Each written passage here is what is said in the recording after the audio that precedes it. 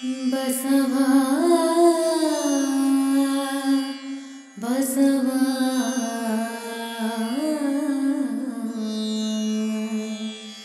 ಬಸವಾ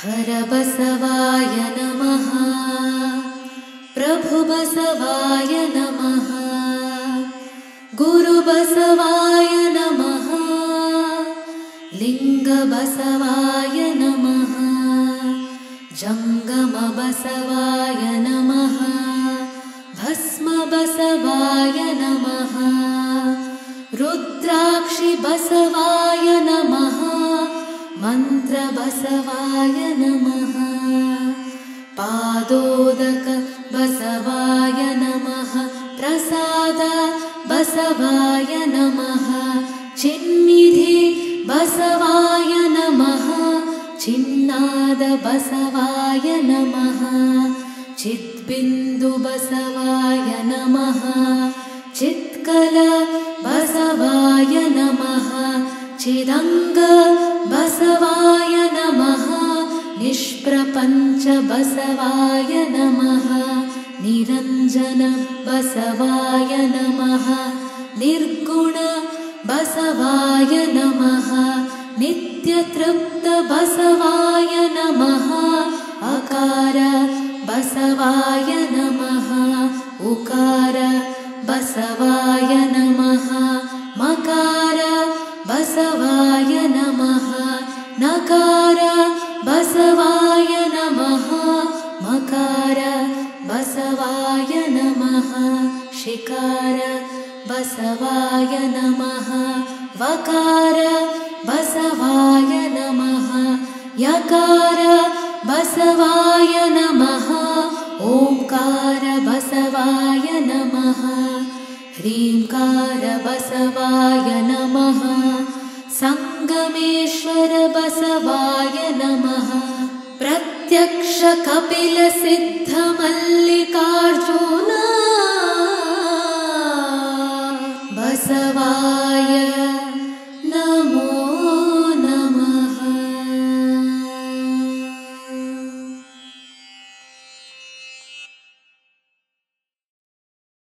ಓಂ ಶ್ರೀ ಗುರು ಬಸವಲಿಂಗಾಯ ನಮಃ. ಬಸವ ಸಮಿತಿ ತನ್ನ ಆನ್ಲೈನ್ ಅರಿವಿನ ಮನೆಯ ಕಾರ್ಯಕ್ರಮವನ್ನು ಮುಂದುವರಿಸುತ್ತಾ ಈ ದಿನ ಬೆಂಗಳೂರಿನ ಬಸವ ಸಮಿತಿ ಅರಿವಿನ ಮನೆಯಿಂದ ಒಂದು ವಿಶೇಷವಾದ ಚರ್ಚಾ ಸ್ವರೂಪದ ವಿಷಯವನ್ನು ತೆಗೆದುಕೊಂಡು ತಮ್ಮೆದುರಿನಲ್ಲಿ ನಾವು ಬಂದಿದ್ದೇವೆ. ಈ ಚಿಂತನಕ್ಕೆ ತಮ್ಮ ಜ್ಞಾನವನ್ನು ನೀಡುವುದಕ್ಕಾಗಿ ನಮ್ಮೊಡನೆ ಡಾಕ್ಟರ್ ಪ್ರಭಾಶಂಕರ್ ಪ್ರೇಮಿಯವರು, ಹಿಂದಿ ಸಾಹಿತ್ಯದ ದಿಗ್ಗಜರು, ಬೆಂಗಳೂರು ವಿಶ್ವವಿದ್ಯಾಲಯದಲ್ಲಿ ಪ್ರೊಫೆಸರ್ ಆಗಿ ಸಾಕಷ್ಟು ವರ್ಷ ಸೇವೆ ಮಾಡಿ ಬಸವ ಸಮಿತಿಯಲ್ಲಿಯೂ ಕೂಡ ಕಳೆದ ಅಂದಾಜು 30 ವರ್ಷಗಳಿಂದ ನಿರಂತರವಾಗಿ ಬಸವ ತತ್ವಗಳನ್ನು ಅಥವಾ ಬಸವ ಸಮಿತಿಯ ಹಿಂದಿ ವಿಭಾಗದ ಮುಖ್ಯಸ್ಥರಾಗಿ ತನ್ಮೂಲಕ ಬಸವ ಮಾರ್ಗವನ್ನು ಮೊದಲಿನಿಂದಲೂ ಇಲ್ಲಿಯವರೆಗೆ ಏಕಾಂಗಿಯಾಗಿ ಅದನ್ನು ಇಡೀ ದೇಶಾದ್ಯಂತ ಹರಡುವ ಪ್ರಯತ್ನವನ್ನು ಮಾಡ್ತಾ ಇದ್ದಾರೆ. ಅವರಿಗೆ ಸಾಕಷ್ಟು ಪ್ರಶಸ್ತಿಗಳು ಅನೇಕ ಬಂದಿದ್ದರೂ ಕೂಡ ಯಾವತ್ತೂ ಅತ್ಯಂತ ಶರಣ ತತ್ವದಲ್ಲಿ ಸರಳ ವ್ಯಕ್ತಿತ್ವವನ್ನು ಹೊಂದಿ ಎಲ್ಲಿ ನಾನು ಮಾಡಿದ್ದಲ್ಲ ಅನ್ನೋ ಒಂದು ಭಾವನೆಯಲ್ಲಿ ಅವರು ತಮ್ಮನ್ನು ಗುರುತಿಸಿಕೊಂಡು, ಹಾಗೆ ಸನ್ಮಾನ್ಯ ಬಿ ಡಿ ಜತ್ತಿಯವರು, ಅಂದರೆ ನಮ್ಮ ಸಂಸ್ಥೆಯ ಸಂಸ್ಥಾಪಕರಾದ ಜತ್ತಿಯವರ ಆಶಯಕ್ಕೆ ಒಪ್ಪಿ ಅವರಿಗೆ ಮಾತು ಕೊಟ್ಟು, ಇಲ್ಲ ನಾನು ಇದನ್ನು ಮುಂದುವರಿಸ್ತೇನೆ ಅಂತ ಹೇಳಿ ಸುಮಾರು ವರ್ಷಗಳ ಹಿಂದೆ ಆ ಜವಾಬ್ದಾರಿಯನ್ನು ಹೊತ್ತು ಈಗ ಅವರಿಗೆ ಅಂದಾಜು 85 ವರ್ಷ. ಇಂದಿಗೂ ಕೂಡ ಛಲ ಬಿಡದೆ, ಇಲ್ಲ ನಾನು ಮಾತು ಕೊಟ್ಟಿದ್ದೇನೆ, ನಾನು ಇರುವವರೆಗೂ ಕೂಡ ಈ ತತ್ವವನ್ನು ಭಾರತ ದೇಶದಲ್ಲೆಲ್ಲ ಹಿಂದಿ ಭಾಷಿಕರಿಗೆ ತಲುಪಿಸಬೇಕು ಅಂತಕ್ಕಂಥ ಆಶಯದಲ್ಲಿ ಅವರು ವಿಶೇಷವಾದ ಅನೇಕ ಉಪನ್ಯಾಸಗಳನ್ನು ತಾವು ಕೇಳಿದ್ದೀರಿ.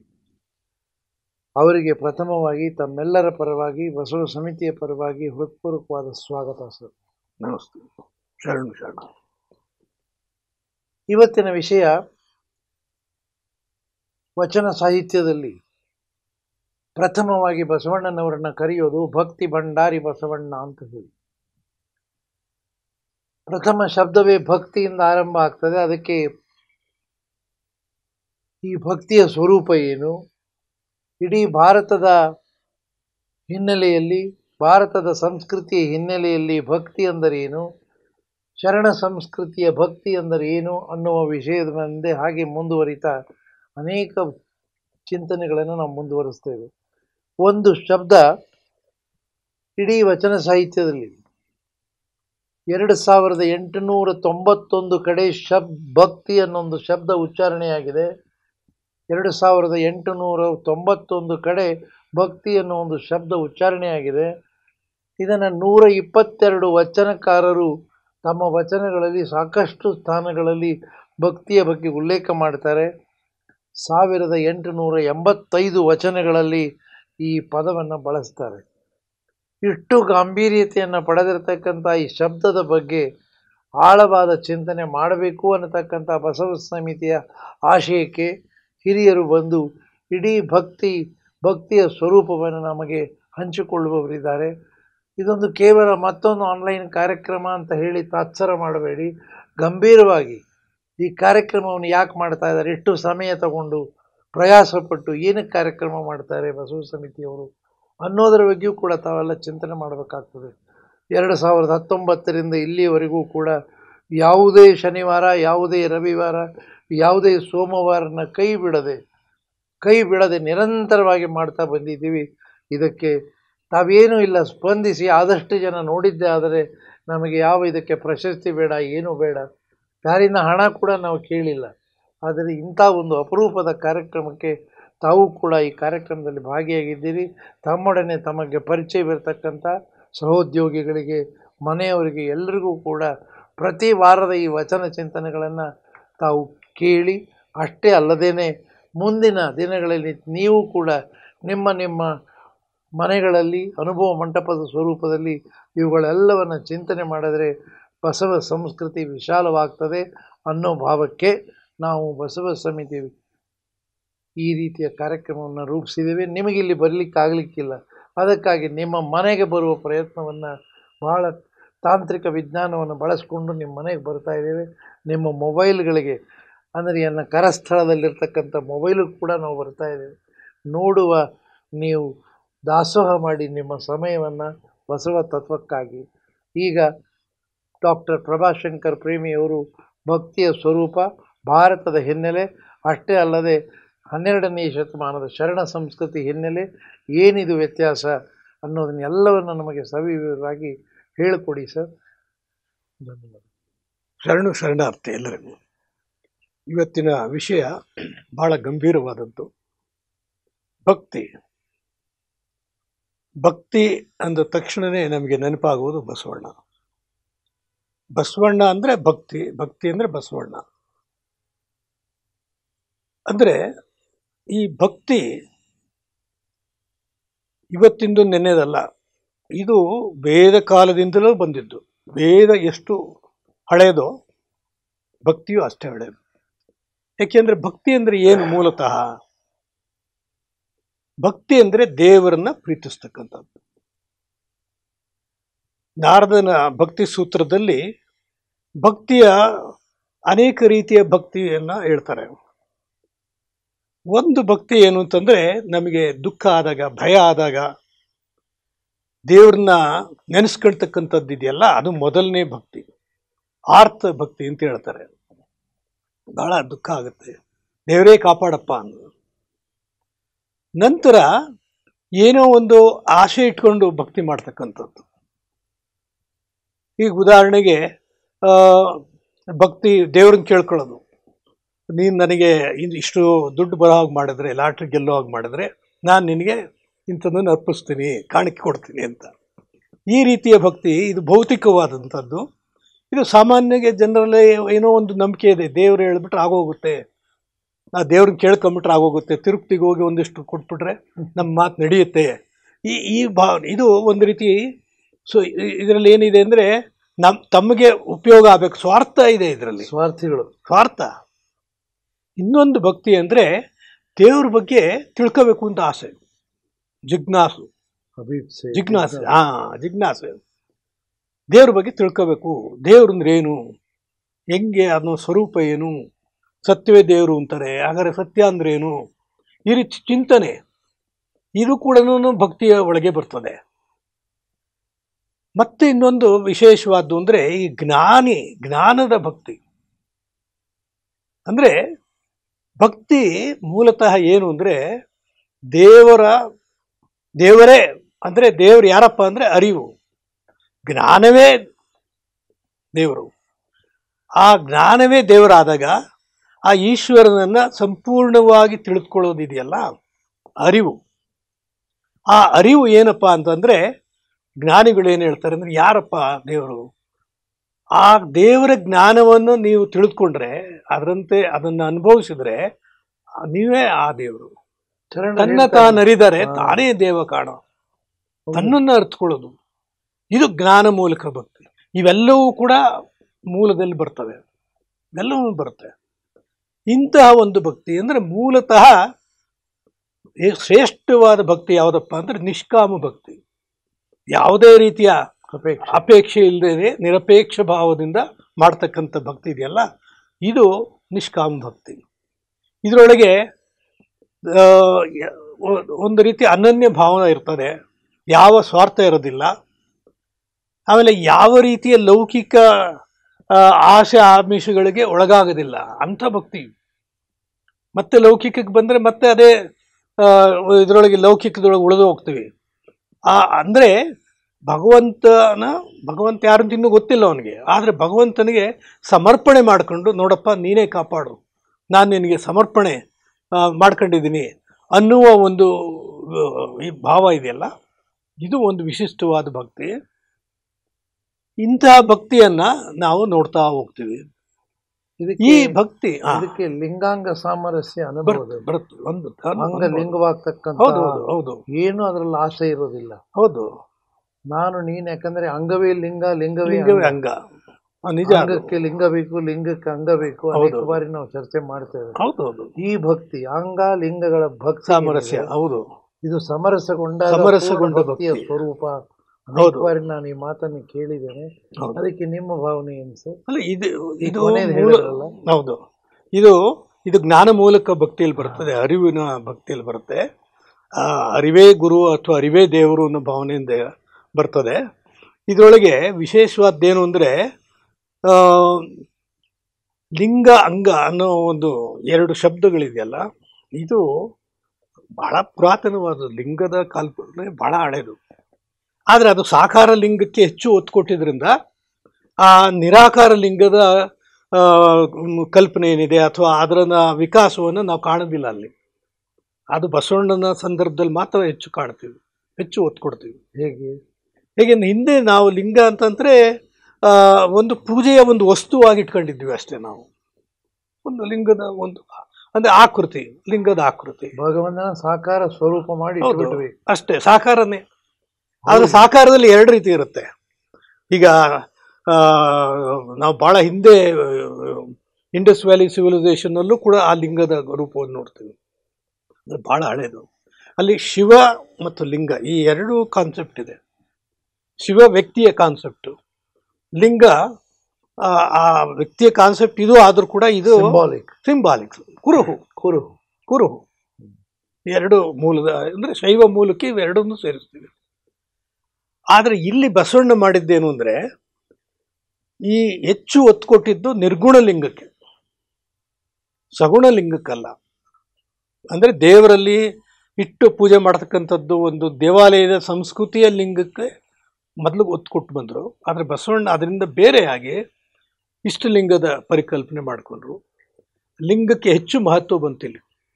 ಇದು ಸಾರ್ವಜನಿಕ ಆಗೋಯ್ತಿದ್ದು ಲಿಂಗ. ಯಾರು ಬೇಕಾದ್ರೂ ಲಿಂಗ ಕಟ್ಕೋಬೋದು. ಮೊದಲು ಇಂಥವರೇ ಮಾಡಬೇಕು ಮಡಿವಂತಿಕೆ ಇತ್ತು, ಅವೇನೂ ಇಲ್ಲ. ಇದು ಅದರಿಂದ ಲಿಂಗ ಒಂದು ರೀತಿಯಲ್ಲಿ ಇಡೀ ಸಮಾಜವನ್ನು ಒಗ್ಗೂಡಿಸಿದ್ದು ಲಿಂಗ ಇದು. ಅದಕ್ಕೆ ಈ ಬಸವಣ್ಣನ ಈ ಲಿಂಗ ಕೇಂದ್ರ ಭಕ್ತಿ ಕೇಂದ್ರ ಅಂತ ಹೇಳೋದು. ಯಾರು ಬೇಕಾದ್ರೂ ಪೂಜೆ ಮಾಡ್ಬೋದು ಅಂದಾಗ ಎಲ್ಲರಿಗೂ ಆಸೆ ದೇವ್ರ ಪೂಜೆ ಮಾಡಬೇಕು ಅಂತ. ಆ ದೇವ್ರ ಗುಡಿಗೆ ಹೋದ್ರೆ ಒಳಕೆ ಬಿಡ್ತಾ ಇರಲಿಲ್ಲ. ಅಂತಹ ಸಂದರ್ಭದಲ್ಲಿ ಅವತ್ತಿನ ಸಂದರ್ಭ ಹಾಗಿತ್ತು. ಅವತ್ತಿನ ಸಂದರ್ಭ ಅಂದರೆ ಇದು ಭಾಳ ವರ್ಷ, ಸಾವಿರಾರು ವರ್ಷದಿಂದ ನಡ್ಕೊಂಬಂದ ಸಂದರ್ಭ. ಹಾಗೆ ಇದನ್ನು ಇತ್ತೀಚಿಂದು ಅಂತಲ್ಲ. ಇದಕ್ಕೆ ಕಾರಣ ಏನು ಅಂದರೆ ಮೂಲತಃ ವೇದಗಳು ಕಾರಣ. ಈ ವೈದಿಕ ಪರಂಪರೆ ಅವೈದಿಕ ಪರಂಪರೆ ಅಂತ ಬರ್ತದೆ. ಎರಡರಲ್ಲೂ ಲಿಂಗ ಇದೆ, ಎರಡರಲ್ಲೂ ಇದೆ. ವೈದಿಕ ಪರಂಪರೆಯಲ್ಲಿ ಏನಾಗುತ್ತೆ ಅಂದರೆ ಅಲ್ಲಿ ಕರ್ಮಕಾಂಡ ಪ್ರಧಾನ ಆಗ್ಬಿಡುತ್ತೆ. ಜ್ಞಾನಕಾಂಡ ಕರ್ಮಕಾಂಡ ಎರಡೂ ಕೂಡ ವೈದಿಕದಲ್ಲಿದೆ. ಆದರೆ ಕರ್ಮಕಾಂಡ ಪ್ರಧಾನ ಆದಾಗ ಏನಾಗುತ್ತೆ, ಆ ದೇವರ ಸ್ವರೂಪ ಬೇರೆ ಆಗುತ್ತೆ. ದೇವರ ಸ್ವರೂಪ ಒಂದು ಪೂಜೆ ಮಾಡುವ ಒಂದು ವಸ್ತು ಆಗುತ್ತೆ ದೇವರ ಸ್ವರೂಪ. ಆಗ ಅದನ್ನು ಪ್ರೀತಿ ಮಾಡೋದಕ್ಕೋಸ್ಕರ, ಅದನ್ನು ಒಲಿಸ್ಕೊಳ್ಳೋಕ್ಕೋಸ್ಕರ ಯಜ್ಞ ಮಾಡ್ತಾನೆ, ಯಾಗ ಮಾಡ್ತಾನೆ, ಬಲಿ ಕೊಡ್ತಾನೆ, ಎಲ್ಲನೂ ಬಂದ್ಬಿಡುತ್ತಲ್ಲಿ. ಅಂದರೆ ಪೂಜೆ ಮಾಡುವ ವಿಧಾನ ಇದೆಯಲ್ಲ, ಹೀಗೆ ಮಾಡಬೇಕು, ಪುಷ್ಪ ಹಿಂಗೆ ಹಾಕ್ಬೇಕು, ಇನ್ನೊಂದು ಇದೇನೇ ದಿನಗಟ್ಟಲೆ ನಡೀತದೆ. ಅಂದರೆ ವಿಧಾನದೊಳಗೇನೆ ಅವನು ಮೈ ಮರೆತಾಗ ದೇವರೆಲ್ಲಿದ್ದಾನೆ? ಮೂಲವನ್ನು ಮರೆತು. ಮೂಲ ಇಲ್ಲ, ಬರೀ ವಿಧಾನ, ಬರೀ ಶೃಂಗಾರ ಮಾಡೋದು. ಈಗ ಗುಡಿಯಲ್ಲಿ ದೇವ್ರ ದೊಡ್ಡ ಗೋಪುರ ಇದೆ, ದೇವರು ಇದಿದೆ, ಅವನು ಅರ್ಧ ದಿವಸ ಎಲ್ಲ ಬರೀ ಶೃಂಗಾರ ಮಾಡ್ತಾನೆ ಇರ್ತಾನೆ ದೇವ್ರಿಗೆ. ಹಾಲಿನ ಶೃಂಗಾರ, ಅರ್ಚನೆ, ಇವು ಎಲ್ಲ ಆರಾಧನೆ ಮತ್ತೆಲ್ಲ ನಡೀತದೆ, ಸಾಕಷ್ಟು ಇರ್ತದೆ. ಇದು ಏನಾಯ್ತು, ಒಂದು ರೀತಿ ಪುರೋಹಿತವಾದಕ್ಕೆ ಇದು ಕಾರಣ ಆಯಿತು. ಇದರಿಂದ ಇಡೀ ಜನಾಂಗ ಬೇರ್ಪಟ್ಬಿಡ್ತು. ಕ್ಷತ್ರಿಯರೇ ಬೇರೆ, ಬ್ರಾಹ್ಮಣರೇ ಬೇರೆ, ನಮಗೆ ಸುಪ್ರಮೇಸಿ, ನಾವೇ ಇದಕ್ಕೆ ಹಕ್ಕುದಾರರು, ದೇವರನ್ನು ನಾವೇ ಕರ್ಕೊಂಡು ಹೋಗೋರು ಸ್ವರ್ಗಕ್ಕೆ. ವಿಭಜನೆಗಳಿಗೆ ವಿಭಜನೆ ಮೂಲ. ಸ್ವರ್ಗಕ್ಕೆ ಕರ್ಕೊಂಡು ಹೋಗೋದು ನಾವೇನೇನೆ, ಇಲ್ಲಿರ ದೇವರು ಸ್ವರ್ಗ ಇಲ್ವೇ ಇಲ್ಲ ಬೇರೆಯವ್ರಿಗೆ. ಈ ರೀತಿಯ ಭಾವನೆಗಳು ಬಂದಾಗ ಅದು ಏನೋ ಸಂಕುಚಿತ ಆಗೋಯ್ತು. ಸಂಕುಚ ಆಗೋದ್ರ ಜೊತೆಗೆ ಶೋಷಣೆಗೂ ಅವಕಾಶ ಆಯಿತು. ಮೌಢ್ಯಗಳಿಗೆ, ಭೇದ ಭಾವ ಜಾತಿಗಳಿಗೆ ಕಾರಣ ಆಯಿತು. ವರ್ಣಗಳು ಬಂದವು. ವರ್ಣದಿಂದನೇ ಜಾತಿ ಉಟ್ಕೊಂಡಿದ್ದು. ಮೊದಲು ವರ್ಣಗಳು ಬ್ರಾಹ್ಮಣ, ಕ್ಷತ್ರಿಯ, ವೈಶ್ಯ, ಶೂದ್ರ ಬಂದವು. ಈ ಶೂದ್ರತ್ವ ಕಲ್ಪನೆಯೊಳಗೆ ಏನಾಯಿತು, ಹೆಚ್ಚು ಜನಾಂಗ, ದೇಶದ ಹೆಚ್ಚು ಜನಸಂಖ್ಯೆ ಶೂದ್ರತ್ವಕ್ಕೊಳಗೋಯ್ತು. ಇದು ನಿಜವಾದ ದೊಡ್ಡ ಆಘಾತ ಆಗಿದ್ದು, ದುರಂತ ಇದು. ಬ್ರಾಹ್ಮಣರು, ಕ್ಷತ್ರಿಯರು, ವೈಶ್ಯ ಎಷ್ಟು ಜನ ಇದ್ದಾರೆ? ಇವತ್ತು ಕೂಡ ಈ ಸಮಸ್ಯೆ ಇದೆ. ಅಂದರೆ ದೇಶದ ಹೆಚ್ಚು ಜನಗಳ, ಸಾಮಾನ್ಯವಾಗಿ ಹೆಚ್ಚು ಜನ ಯಾರು ಅಂದರೆ, ಇಲ್ಲ ಅವರು ವ್ಯವಸಾಯ ಮಾಡೋರು, ರೈತರು, ಇಲ್ಲ ಶ್ರಮಜೀವಿಗಳು, ಕೆಲಸ ಮಾಡ್ತಕ್ಕಂಥವ್ರು.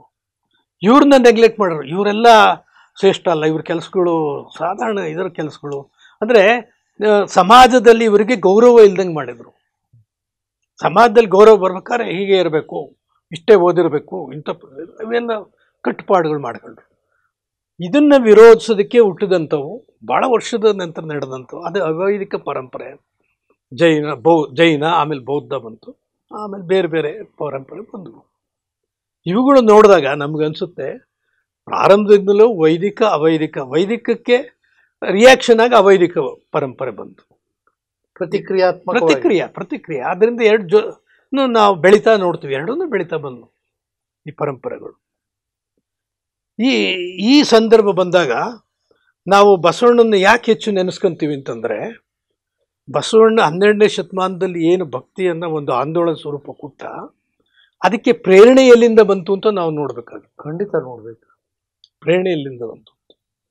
ಯಾಕೆ ಅಂದರೆ ನಾವು ಇಡೀ ಭಾರತೀಯ ಭಕ್ತಿ ಸಾಹಿತ್ಯವನ್ನು ಓದಿದಾಗ ನನಗನ್ಸಿದ್ದು ಎಲ್ಲೂ ಕೂಡ ಬಸವಣ್ಣನೇ ಇಲ್ಲ. ಎಲ್ಲೂ ಇಲ್ಲ. ಬಸವಣ್ಣನೇ ಇಲ್ಲ. ಆದರೆ ಬಸವಣ್ಣನೇ ಕೇಂದ್ರ ಭಕ್ತಿಗೆ ನೋಡಿ. ಆದರೆ ಅವನೇ ಇಲ್ಲ. ಯಾಕಂಗಾಯಿತು? ಕನ್ನಡದಲ್ಲಿ ಬರೆದಿದ್ರಿಂದ ವಚನ ಸಾಹಿತ್ಯ ಇವೆಲ್ಲ ಅಲ್ಲಿಗೆ ಹೋಗಲಿಲ್ಲ. ಬಸವಣ್ಣ ಏನು ಕೂತ್ಕೊಂಡು ಯಾವುದೋ ಧರ್ಮದ ಬಗ್ಗೆ, ದರ್ಶನದ ಬಗ್ಗೆ ಪುಸ್ತಕ ಬರೀಲಿಲ್ಲ ಬಸವಣ್ಣ. ಎಲ್ಲೂ ಇಲ್ಲ. ಬರೀ ಅನುಭವಗಳು, ವಚನಗಳು, ಇದೇ ಸಾಹಿತ್ಯ ಆಯಿತು. ಇದೇ ಬದುಕಿನ ಧರ್ಮ, ಇದೇ ಸಾಹಿತ್ಯ ಆಯಿತು. ಆದರೆ ಬಸವಣ್ಣನಿಗೆ ಇವೆಲ್ಲ ಚಿಂತನೆಗಳಿಗೆ ಪ್ರೇರಣೆ ಎಲ್ಲಿಂದ ಸಿಕ್ತು? ಇದನ್ನು ನಾವು ನೋಡಿದಾಗ ಒಂದು 3 ಆ್ಯಂಗಲ್ನಿಂದ ದೃಷ್ಟಿಕೋನ ನೋಡ್ತು. ಒಂದು, ಬಸವಣ್ಣನಿಗೆ ಹಿಂದೆ ತಮಿಳುನಾಡಿನಲ್ಲಿ ಈ ಭಕ್ತಿ ಪರಂಪರೆ ಇತ್ತು. ಶೈವ ವೈಷ್ಣವ ಎರಡು ಭಕ್ತಿ, ಆಳ್ವಾರ ನಾಯನವರು ಇಬ್ಬರು ಪ್ರವೃತ್ತಿ ಇತ್ತು. ಅದು ಬಹಳ ಹಿಂದಿಂದ, ಒಂದು 400-500 ವರ್ಷ ಹಿಂದಿಂದನೂ ಬಂತು ಆ ಪರಂಪರೆ ಇತ್ತು. ಅಲ್ಲಿನ ಬರ್ತಕ್ಕಂಥ ಭಕ್ತರು ಯಾರು? ಅವರೆಲ್ಲ ಕೆಳವರ್ಗದವರು, ಬೇಡ್ರ ಕಣ್ಣಪ್ಪನಂತವರು ಮತ್ತು ಸಾಧಾರಣ ಜನ. ಅವ್ರು ಎಲ್ಲಿ ದೇವಸ್ಥಾನದ ಒಳಕ್ಕೆ ಹೋಗಂಗಿಲ್ಲ. ನಂದನಾರು ಅವ್ನು ಒಳಕ್ಕೆ ಹೋಗಂಗಿಲ್ಲ. ಈಗ 64 ಪುರಾತನ. ಹೌದು, ಅವರೇನೆ 64 ಪುರಾತನಲ್ಲಿ ಇವರೆಲ್ಲ ಬರ್ತಾರೆ. 63 ಪುರಾತನರು, 63ರಲ್ಲಿ ಇವರೆಲ್ಲ ಬರ್ತಾರೆ. ಅದಕ್ಕೆ ಬಸವಣ್ಣ ಮತ್ತೆ ಮತ್ತೆ ಪುರಾತನರು ಅನ್ನೋ ಶಬ್ದ ಉಪಯೋಗಿಸ್ತಾರೆ ವಚನಗಳಲ್ಲಿ ಬರ್ತದೆ. ಪುರಾತನರು ಅಂದ್ರೆ ಇವರೇನೆ 63 ಪುರಾತನ. ಇವ್ರನ್ನ ಯಾಕೆ ನೆನೆಸ್ತಾನೆ ಬಸವಣ್ಣ ಅಂದ್ರೆ, ಇವರು ಇತಿಹಾಸವನ್ನು ಓದಿದಾಗ ಇವರು ಆ ಶ್ರೇಷ್ಠತೆಯನ್ನು ಹಿಡಿದಂಥ ಜನ ಇವ್ರನ್ನ ಹತ್ತಕ್ಕೆ ಸೇರಿಸ್ತಾ ಇರಲಿಲ್ಲ, ಒಳಕೆ ಬಿಡ್ತಿರ್ಲಿಲ್ಲ. ಆದರೆ ದೇವ್ರ ಮೇಲೆ ಒಂದು ಮುಗ್ಧ ಭಕ್ತಿ ಇದ್ದಿದ್ದರಿಂದ, ಮುಗ್ಧ ಭಕ್ತಿ ಅವ್ರದ್ದು. ಅವರು ಎಲ್ಲಿದ್ರು ಅಲ್ಲೇ ಕುತ್ಕೊಂಡು ಭಜನೆ ಮಾಡ್ಕೊಂಡು ದೇವ್ರನ್ನ ಧ್ಯಾನ ಮಾಡ್ಕೊಂಡು ಇರೋರು. ಆದರೆ ಅಂಥವ್ರು ಕೂಡ ಸಾಹಿತ್ಯ ಬರೆದ್ರು, ತಮಿಳ್ನಾಡಿನಲ್ಲೂ ಕೂಡ. ಈ ಪರಂಪರೆ ಬಸವಣ್ಣ ನೋಡಿದಾಗ, ಓ ಈ ಮುಗ್ಧ ಜನ ಇದ್ದಾರೆ ಪಾಪ, ಇವ್ರಿಗೇನು ಗೊತ್ತಿಲ್ಲ, ಎಂಥ ಭಕ್ತರು ಇವರು, ಆದರೆ ಇವ್ರಿಗೆ ನಾನು ಹೇಳ್ಬೇಕಲ್ಲ, ಇವ್ರನ್ನ ಎಜುಕೇಟ್ ಮಾಡಬೇಕಲ್ಲ ಅನ್ನೋದು ಆ ಸಂದರ್ಭಕ್ಕೆ ಬರ್ತದೆ. ಅದು ಒಂದು ಕಾರಣ ಆಯ್ತು ಬಸವಣ್ಣನಿಗೆ. ಇನ್ನು 2 ಕಾರಣ ಏನೆಂದರೆ, 9ನೇ ಶತಮಾನದಲ್ಲಿ ಈ ಭಕ್ತಿ ಸಾಹಿತ್ಯದ ಬೇರುಗಳನ್ನು ನಾವು 9ನೇ ಶತಮಾನದಲ್ಲಿ ನೋಡ್ಬೋದು. ಬೇರುಗಳು ಅಲ್ಲಿ ಒಂದು ಕಡೆ ನಾಥ ಸಿದ್ಧ ಸಾಹಿತ್ಯ ಬರುತ್ತೆ, ಸಿದ್ಧರು ನಾಥರು ಬರ್ತಾರೆ. ಗೋರಖನಾಥ್ ಅವರೆಲ್ಲ ಅವೈದಿಕ ಪರಂಪರೆಯಿಂದ ಬಂದವರು. ಅವರು ಯೋಗ ಮೂಲದ ಭಕ್ತಿ ಅವ್ರದ್ದು. ಯೋಗ ಧ್ಯಾನ ಇದು ಪ್ರಧಾನವಾದದ್ದು. ಅಲ್ಲಿ ಯಾವ ಜಾತಿ ಭೇದ ಇಲ್ಲ ಅವರಲ್ಲಿ, ಯಾರು ಬೇಕಾದ್ರೂ ಭಕ್ತಿ ಮಾಡಬಹುದು. ಈ ಗೋರಖನಾಥರ ಪರಂಪರೆ ಇದು. ಈ ಅಲ್ಲಮ ಸಿದ್ದರಾಮೇಶ್ವರ ಅಕಮಾದಿ ಇವ್ರನ್ನೆಲ್ಲ ನೋಡಿದಾಗ ಇವರೆಲ್ಲ ಈ ಯೋಗ ಪರಂಪರೆಯವರೇ. ಅದರಿಂದ ಈ ಇನ್ಫ್ಲೂಯೆನ್ಸು ಬಸವಣ್ಣನಿಗಾಯಿತು, ಯೋಗ ಪರಂಪರೆ. ಅವರಲ್ಲೂ ಕಾಯದಲ್ಲಿ ಕೈಲಾಸ, ಇದು ದೇವಗುಲ ಅನ್ನೋದನ್ನ ಅವರು ಹೇಳ್ತಾರೆ. ನಾಥ ಪರಂಪರೆಯಲ್ಲೂ ಬರ್ತದೆ ಇದು, ಗೋರಖನಾಥನಲ್ಲೂ ಬರ್ತದೆಲ್ಲ ಅದ್ವೈತ ಸಿದ್ಧಾಂತವೇ. ಹೌದು. ಆ ಗೋರಖನಾಥನ ಸ್ಟಡಿ ಮಾಡ್ತಾ ಹೋದ್ರೆ ಈ ನವನಾಥರ ಕಲ್ಪನೆ ಇದೆ ಅಲ್ಲಿ. ನವನಾಥರಲ್ಲಿ ಅಲ್ಲಮಪ್ರಭು, ರೇವಣ ಇಬ್ಬರ ಹೆಸರು ಬರ್ತಾರೆ. ಅಂದ್ರೆ ಇವರೆಲ್ಲ ಅಲ್ಲಮಪ್ರಭು 12ನೇ ಶತಮಾನ, ಅವರು 9ನೇ, ಆದ್ರೂ ಕೂಡ ಆ ಪರಂಪರೆಯಲ್ಲಿದ್ದರು ಅಂತ. ಸಮಕಾಲೀನರಲ್ಲ, ಅವರು 9ನೇ ಶತಮಾನದವ್ರು ಗೋರಖನಾಥ್, ಆ ಪರಂಪರೆಯಲ್ಲಿದ್ದರು ಅಂತ. ಅದು ಇಡೀ ದೇಶ ಎಲ್ಲ ಅಡ್ಕೊಂಡ್ಬಿಟ್ಟಿತ್ತು ಆ ಪರಂಪರೆ. ಮತ್ತೆ ಒಂದು ವಿಶೇಷವಾದ, ಅದೇ 9ನೇ ಶತಮಾನದಲ್ಲಿ ಕಾಶ್ಮೀರ್ ಶೈವಿಸಂ ಬರುತ್ತೆ. ಇದು ಬಸವಣ್ಣನ ಬಹಳ ಪ್ರಭಾವಿತನನ್ನಾಗಿ ಮಾಡಿದ್ದು ಈ ತತ್ವ, ಶೈವ, ಕಾಶ್ಮೀರ್ ಶೈವ ತತ್ವ. ಈ ಕಾಶ್ಮೀರ್ ಶೈವಿಸಂ ಇಲ್ಲಿ ಜನ್ಯವಾದದ್ದ ಅಥವಾ ಅದಲ್ಲಿಂದ ವಿದೇಶಗಳಿಂದ ಬಂದಿದ್ದು? ಅದು ವಿದೇಶದಿಂದ ಬಂದಿದ್ದಲ್ಲ, ವಿದೇಶ ಅನ್ನೋ ಅರ್ಥದಲ್ಲ, ಕಾಶ್ಮೀರದಿಂದ ಬಂದಿದ್ದೆ. ಕಾಶ್ಮೀರದಲ್ಲಿ ಅಭಿನವ ಗುಪ್ತಾಚಾರ್ಯ ಅಂತಿದ್ದ, ಅವರ ಪರಂಪರೆ ಈಗಲೂ ಇದೆ. ಆ ಕೌಲ ಪರಂಪರೆ ಈಗಲೂ ಆ ಜನ ಇದ್ದಾರೆ. ಅವನು ತಂತ್ರಾಲೋಕವನ್ನು ಬರೆದ, ಶೈವ ಸಿದ್ಧಾಂತ ಬರೆದು ತಂತ್ರಾಲೋಕ. ಆ ತಂತ್ರಾಲೋಕದಲ್ಲಿ ಪ್ರತಿಭಿಜ್ಞಾ ಜ್ಞಾನ ಅಲ್ಲೇ ಬರ್ತಕ್ಕಂಥದ್ದು. ಅಂದರೆ ಅವನ ದೃಷ್ಟಿಲಿ ಏನು, ದೇವರು ಮತ್ತೆ ಜೀವ ಮತ್ತು ದೇವ ಇವರು ಮೂಲ ಒಂದೇ, ಒಂದು ಎರಡಾಗಿದ್ದು. ಯಾಕೆ ಎರಡಾಯಿತು? ದೇವ ಅಂದ್ರೆ ಜ್ಞಾನ ಪರಿಪೂರ್ಣ ಅಂತ. ಪರಿಪೂರ್ಣದಲ್ಲಿ ಜೀವನು ಇತ್ತು, ಆದರೆ ಅದರಿಂದ ಭಿನ್ನ ಆದಾಗ ಜೀವ ತಡೀತು. ಜೀವ ತಳೆದಾಗ ಆ ಜ್ಞಾನ ಹೊರಟೋಯ್ತು, ಮರ್ತೋಯ್ತು. ಮೂಲ ಜ್ಞಾನದಿಂದ ಬಂದಿದ್ದೆ ಜೀವ, ಆದರೆ ಜ್ಞಾನ ಮರ್ತೋಯ್ತು, ಮರೆವು ಅಂತ ಅದಕ್ಕೆ ಹೇಳ್ತಾರೆ. ಮರೆತು ಜೀವ ಆಯಿತು. ಆ ಜೀವ ಮತ್ತೆ ವಿಕಾಸಗೊಳ್ತಾ ಬುದ್ಧಿ, ಜ್ಞಾನ, ವಿವೇಕವನ್ನು ಬೆಳೆಸ್ಕೊಂತ ಮತ್ತೆ ಎಲ್ಲಿಂದ ಬಂದಿತ್ತೋ ಆ ಪೂರ್ಣ ಜ್ಞಾನ ಅಲ್ಲಿಗೆ ಹೋಗಿ ತಲುಪ್ತು. ಅದು ಶಿವತ್ವ. ಅದಕ್ಕೆ ಒಂದು ವಚನದಲ್ಲಿ ಒಂದು ಎರಡಾದುದ ಕಂಡು, ಎರಡು ಒಂದಾದುದ ಕಂಡು. ಹೌದೌದು, ಏನು ಚೋದ್ಯವು. ನಿಜ, ಎಷ್ಟು ಅದ್ಭುತವಾಗಿ ಬಳಸಿದ್ದಾರೆ. ತಾವು ಹೇಳಿದ ಮಾತು ಒಂದು ವಚನದ 2 ಸಾಲುಗಳಲ್ಲೇ ಇದೆ. ನಿಜ. ಒಂದು ಎರಡಾದುದ ಕಂಡೆ, ಎರಡು ಒಂದಾದುದ ಸೃಷ್ಟಿ. ಅದು ಸೃಷ್ಟಿ. ಅದಕ್ಕೆ ಬಸವಣ್ಣವರು ಇದನ್ನೇ ಅರಿತರೆ ಶರಣ, ಮರೆತರೆ ಮಾನವ. ಸೃಷ್ಟಿ ಜೀವ ಅಂದ್ರೆ ಮರ್ತೋಗಿದೆ ಅಂತ. ಹೌದು, ಮರ್ತಿದ್ದ ಮೂಲ. ಮತ್ತೆ ಅದು ಮೂಲ ಮತ್ತೆ ಜ್ಞಾನವನ್ನು ಪಡೆದಾಗ ಅದಕ್ಕೆ ಸಾಧನೆಯಿಂದ ಪಡೆದ, ಅದು ಮತ್ತೆ ತಿರ್ಗಾ ಆ ಶರಣತ್ವದ ನಂತರ ಶಿವತ್ವ ಪಡೀತದೆ. ಅಂದರೆ ಮೂಲ ದರ್ಶನದ ಹೌದು ನಾವು ಸಾಕ್ಷೀಕರಿಸ್ಕೋಬೇಕಾದ್ರೆ ಹೌದು ಅಲ್ಲಿ ಅದನ್ನು ನಾವು ಬಹುಶಃ ಅನೇಕ ವಚನಗಳಲ್ಲಿ ಅದು ಬರ್ತಾ ಹೋಗ್ತದೆ. ಈ ತನ್ನ ತಾನರಿತು ಅಂತ ಹೌದು, ಹಿನ್ನೆಲೆಯಲ್ಲಿಯೂ ಹೌದು, ಕೂಡ ಹೌದು. ಹಾಗೆ ಬರ್ತದೆ. ಹೌದು ಹೀಗೆ ವಚನಗಳಲ್ಲಿ ಈ ಅಂಗಲಿಂಗವಾಗುವಿಕೆ ಮತ್ತು ಲಿಂಗ ಅಂಗವಾದ ಮೇಲೆ ಅನ್ನೋ ಎರಡು ಶಬ್ದಗಳು ಹೌದು ನಾವೆಲ್ಲರೂ ಕೂಡ ಭಕ್ತಿಯ ನೆಲೆಯಲ್ಲಿ ನಾವು ಹೇಳದಂಗೆ ಭವಿತನವನ್ನ ನೋಡ್ತಾ ಇದ್ದೀವಿ. ಹೌದು ಭವಿತನವನ್ನು ಇಲ್ಲಿ ನೋಡ್ತೀವಿ. ಭವಿ ಭಕ್ತ ಅನ್ನೋ ಒಂದು ಎರಡು ಶಬ್ದನೂ ಹೌದು, ಬರ್ತದೆ. ಏನು ನಿಜ, ಸರಿ ನಿಜ. ವ್ಯತ್ಯಾಸ? ಭವಿ ಅಂದ್ರೆ ಲೌಕಿಕ, ಲೌಕಿಕ, ಲೋಕದ ಆಸೆಗಳ ಆಕಾಂಕ್ಷೆಗಳಿಗೆ ಒಳಗಾದವನು. ಭೋಗಿ ಅಂತ ಒಂದು ಅರ್ಥದಲ್ಲಿ ಲೋಕ ಭೋಗಿ ಅವನು. ಅವನಿಗೆ ಒಳ್ಳೆಯದು ಕೆಟ್ಟದ್ದು ಯಾವ್ದು ಎಲ್ಲನೂ ಅನುಭವಿಸ್ತಾನವನು. ಆದರೆ ಆ ಭವಿತನ ಅದು. ಆ ಭವಿತನದಿಂದ ಭಕ್ತ ಆಗೋದು ಅಂದ್ರೆ ಏನು ಅಂದ್ರೆ, ಈ ಭವಿತನದಲ್ಲಿ ಏನು ಕಾಮ ಕ್ರೋಧ ಲೋಭ ಮೋಹಗಳಿರ್ತವೆ, ಇವುಗಳಿಂದಾಗಿ ಅವನೆಲ್ಲನೂ ಒಳ್ಳೆಯದು ಕೆಟ್ಟದ್ದೆಲ್ಲ ಮಾಡ್ತಿರ್ತಾನೆ, ಎಲ್ಲ ಅನುಭವಿಸ್ತಾ ಇರ್ತಾನೆ. ಅವನಿಗೆ ನಂತರ ಏನಾಗ್ಬಿಡುತ್ತೆ, ಇದರಲ್ಲಿ ಜಿಗುಪ್ಸೆ ಬಂದ್ಬಿಡುತ್ತೆ, ಏನು ಇದರೊಳಗೆ ಏನಿದೆ ಅಂತ. ಆಗ ಆ ಭವಿತನದಿಂದ ಹೊರಗೆ ಬಂದಾಗ ಅವನು ಭಕ್ತನಾಗ್ತಾನೆ. ಹೊರಗೆ ಬರಬೇಕು ಭವಿತನದಿಂದ. ಹಾಗಾದ್ರೆ ಈ ಮಾತನ್ನ ಒಂದೆಡೆ ಇಟ್ಟು ನೀವಾಗಲೇ ಕಾಶ್ಮೀರಿ ಶೈವಿಸಮ್ನಲ್ಲಿ ಅಭಿನವ ಗುಪ್ತನ ಪಾತ್ರ ಏನಿತ್ತು? ಹೌದು, ಅದು ಅಭಿಜ್ಞಾನ, ಏನು ಹೇಳ ಅಭಿಜ್ಞಾನ, ಪ್ರತ್ಯಭಿಜ್ಞಾನ. ಪ್ರತ್ಯಭಿಜ್ಞಾನ. ಯಾವುದೇ ಒಂದು ವಸ್ತುವನ್ನ ನಾವು ನಿರಂತರವಾಗಿ ನೋಡ್ತಾ ಬಂದ್ರೆ ಆ ವಸ್ತುವೇ ತಾನಾಗ್ತಿದೆ ಅಂತ ಹೇಳಿ, ಹೌದು ಹೌದು ಅದು ಲಿಂಗ ಯೋಗದ ಒಂದು ಮೂಲ ಪ್ರಕ್ರಿಯೆ. ನಿಜ. ಮೂಲ ಪ್ರಕ್ರಿಯೆ ಅದು ನೋಡಿದ್ರೆ ಹೌದು, ಅದರೊಳಗೆ ನಾವು ಸೇರೋಗ್ತೀವಿ, ಖಂಡಿತ ಸೇರೋಗ್ತೀವಿ. ಅದೇ ದೃಷ್ಟಿ. ಹೌದು, ಆ ಕಾಶ್ಮೀರ ಶೈವದ ಅಭಿನವ ಗುಪ್ತ ಬರೆದಿರತಕ್ಕಂತಹ ಹೌದು, ಅದು ಅಭಿಜ್ಞಾನ. ಇದು ಬಸವಣ್ಣನವ್ರಿಗೆ ಹೇಗೆ ಇನ್ಫ್ಲುಯೆನ್ಸ್ ಆಯ್ತು? ನೀವು ಹೇಳಿದ್ರಿ ಆಗ್ಲೇ. ಅಂದ್ರೆ ಅವರು ಇದನ್ನ ಅಧ್ಯಯನ ಮಾಡಿದ್ರು ಬಸವಣ್ಣವರು ಕೂಡಲ ಸಂಗಮದಲ್ಲಿ ಅಧ್ಯಯನ ಮಾಡಿದವರು. ಬಹುಶಃ ಕೂಡಲ ಸಂಗಮ ಆಗಲಿ, ಈ ಅಲ್ಲಮಪ್ರಭುಗಳು ಇದ್ದ ಜಾಗದಲ್ಲಿ ಅಲ್ಲಿ ಎಲ್ಲ ಇವೆಲ್ಲ ಈ ವಿಶ್ವವಿದ್ಯಾಲಯಗಳ ಅಲ್ಲೆಲ್ಲ ವಿಶ್ವವಿದ್ಯಾಲಯಗಳಿದ್ದು. ಈ ವಿಶ್ವವಿದ್ಯಾಲಯಕ್ಕೆ ಪರಿಕಲ್ಪನೆ ಮೊದಲು ವೇದ ಕಾಲದ ಪರಿಕಲ್ಪನೆಗೂ ಬಸವಣ್ಣನ ಕಾಲಕ್ಕೂ ವ್ಯತ್ಯಾಸ ಇದೆ. ಯಾಕೆ ಅಂದರೆ, ಉದಾಹರಣೆ ಹೇಳ್ತೀನಿ. ಈ ಬೌದ್ಧರು ಜೈನರು ಬಂದ ಮೇಲೆ ಯಾವುದೇ ಒಂದು ವಿಶ್ವವಿದ್ಯಾಲಯ ಅಂದರೆ ಅಲ್ಲಿ ಬರೀ ಹಿಂದೂಗಳೇ ಪಾಠ ಮಾಡ್ತಿರ್ಲಿಲ್ಲ, ಎಲ್ಲ ಧರ್ಮದವ್ರಿಗೂ ಒಂದೊಂದು ಡಿಪಾರ್ಟ್ಮೆಂಟ್ ಇತ್ತು. ಈಗ ಹೇಗೆ ಡಿಪಾರ್ಟ್ಮೆಂಟ್ ಆಫ್ ಕೆಮಿಸ್ಟ್ರಿ ಮ್ಯಾಥಮೆಟಿಕ್ಸ್ ಇರುತ್ತೆ. ಇದು ಎಲ್ಲಿ ನೋಡ್ತೀವಿ ನಾವು ಅಂದರೆ, ನಮ್ಗೆ ಎವಿಡೆನ್ಸ್ ಬೇಕು ಅಂದರೆ ಚಾಣಕ್ಯನಲ್ಲಿ ನೋಡ್ತೀವಿ. ಚಾಣಕ್ಯ ಮೊದಲು ತಕ್ಷಶಿಲಾದಲ್ಲಿದ್ದ, ಅವನು ಟೀಚರ್ ಆಗಿದ್ದ, ಗುರು ಆಗಿದ್ದ, ಅವನು ಅಭ್ಯಾಸ ಮಾಡ್ತಿದ್ದ. ಆಂಬೆ ಅಲ್ಲಿನ ರಾಜ. ಆ ರಾಜನಿಗೆ ಬೌದ್ಧಿಸಮ್ ಬಗ್ಗೆ ಇನ್ಫ್ಲೂಯೆನ್ಸ್ ಇತ್ತು, ಬೌದ್ಧ ಧರ್ಮದ ಬಗ್ಗೆ. ಅದರಿಂದ ಅವನೇನು ಮಾಡ್ದ, ಆ ತಕ್ಷಶಿಲಾ ವಿಶ್ವವಿದ್ಯಾಲಯದಲ್ಲಿ ಬುದ್ಧಿಸಮ್ ಕಲಿಸೋದಕ್ಕೂ ವ್ಯವಸ್ಥೆ ಮಾಡಿದಾಗ ಇವನಿಗೆ ಸಿಟ್ಟು ಬಂತು, ನಾನು ಒಪ್ಪೋದಿಲ್ಲ ಇದನ್ನು ಅಂತ. ಆಗ ಜಗಳ ಆಡ್ಕೊಂಡು ಹೊರಗೆ ಬಂದ ಅವನು. ಅದು ಮುಂದಿನ ಕತೆ. ಅಂದರೆ ಆ ನಲಂದ ವಿಶ್ವದ ಯಾವುದೇ ತಗೊಳ್ಳಿ, ಹಿಂದಿನ ಕಾಲದಲ್ಲಿ ಎಲ್ಲ ಜ್ಞಾನಕ್ಕೂ ಅವಕಾಶ ಇರ್ತಿತ್ತು ಯೂನಿವರ್ಸಿಟಿ ಒಳಗೆ. ಯಾಕೆ ಅಂದರೆ ಇನ್ನೊಂದು ಕಾರಣ, ಯೂನಿವರ್ಸಿಟಿ ಅಂತಿರ್ಲಿಲ್ಲ, ಅಲ್ಲ ವಿದ್ಯಾಪೀಠಗಳು, ವಿದ್ಯಾಪೀಠ ಅನ್ನೋರು. ಈಗ ನಮ್ಮ ಬಸವ ಕಲ್ಯಾಣದ ನಾವು ಅನುಭವ ಮಂಟಪ ಒಂದು ಪ್ರಜಾಪ್ರಭುತ್ವದ ತಾಯಿ ಬೇರು ಅಂತೀವಿ. ಹೌದು, ಆದ್ರೆ ನಿಜಕ್ಕೂ ಕೂಡ ನೀವು ಹೇಳದಂಗೆ ಅದು ವಿದ್ಯಾಪೀಠನೇ.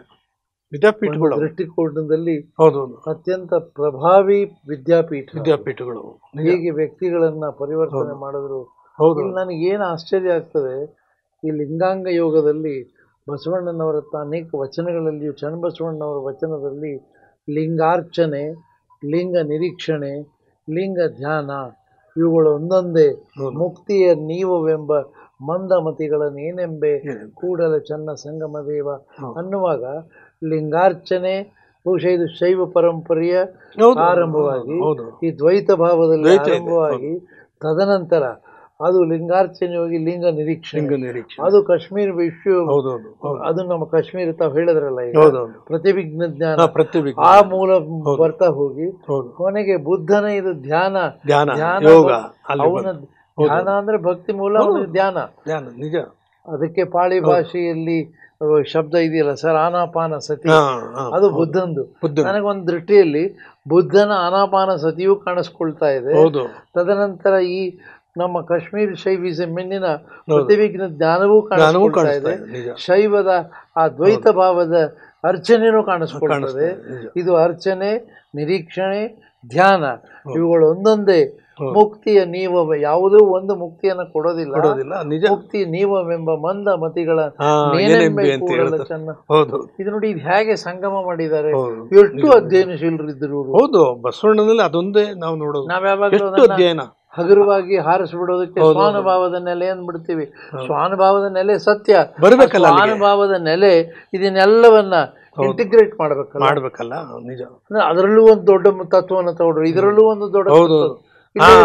ಮೂರು ಶಬ್ದಗಳು ಯಾಕೆ ಬಂದ್ವು ಅಂತ. ನಿಜ. ದ್ವೈತದಿಂದ ಆರಂಭವಾಗಿ ಈ ನಿಮ್ಮ ಲಿಂಗ ದೃಷ್ಟಿಯಿಂದ ಅದು ಸಮರಸಗೊಂಡು ಕೊನೆಗೆ ಧ್ಯಾನದಲ್ಲಿ ಐಕ್ಯವಾಗಿ ಹೋಗುತ್ತೆ. ಎಷ್ಟು ಸುಂದರವಾಗಿ ಇದಕ್ಕೆಲ್ಲ ಹೇಳ್ತದನ್ನ ವಿಷಯಗಳನ್ನು ನೋಡಿದ್ರೆ ಇಷ್ಟೇ ಅಲ್ಲ, ಈ ನಮ್ಮ ದರ್ಶನಕ್ಕೆ ಬಂದಾಗ ಬಸವಣ್ಣ ಎಷ್ಟು ರಿಲೆವೆಂಟ್ ಆಗ್ತಾನೆ ಅಂತ ಉದಾಹರಣೆ ಹೇಳ್ತೀನಿ.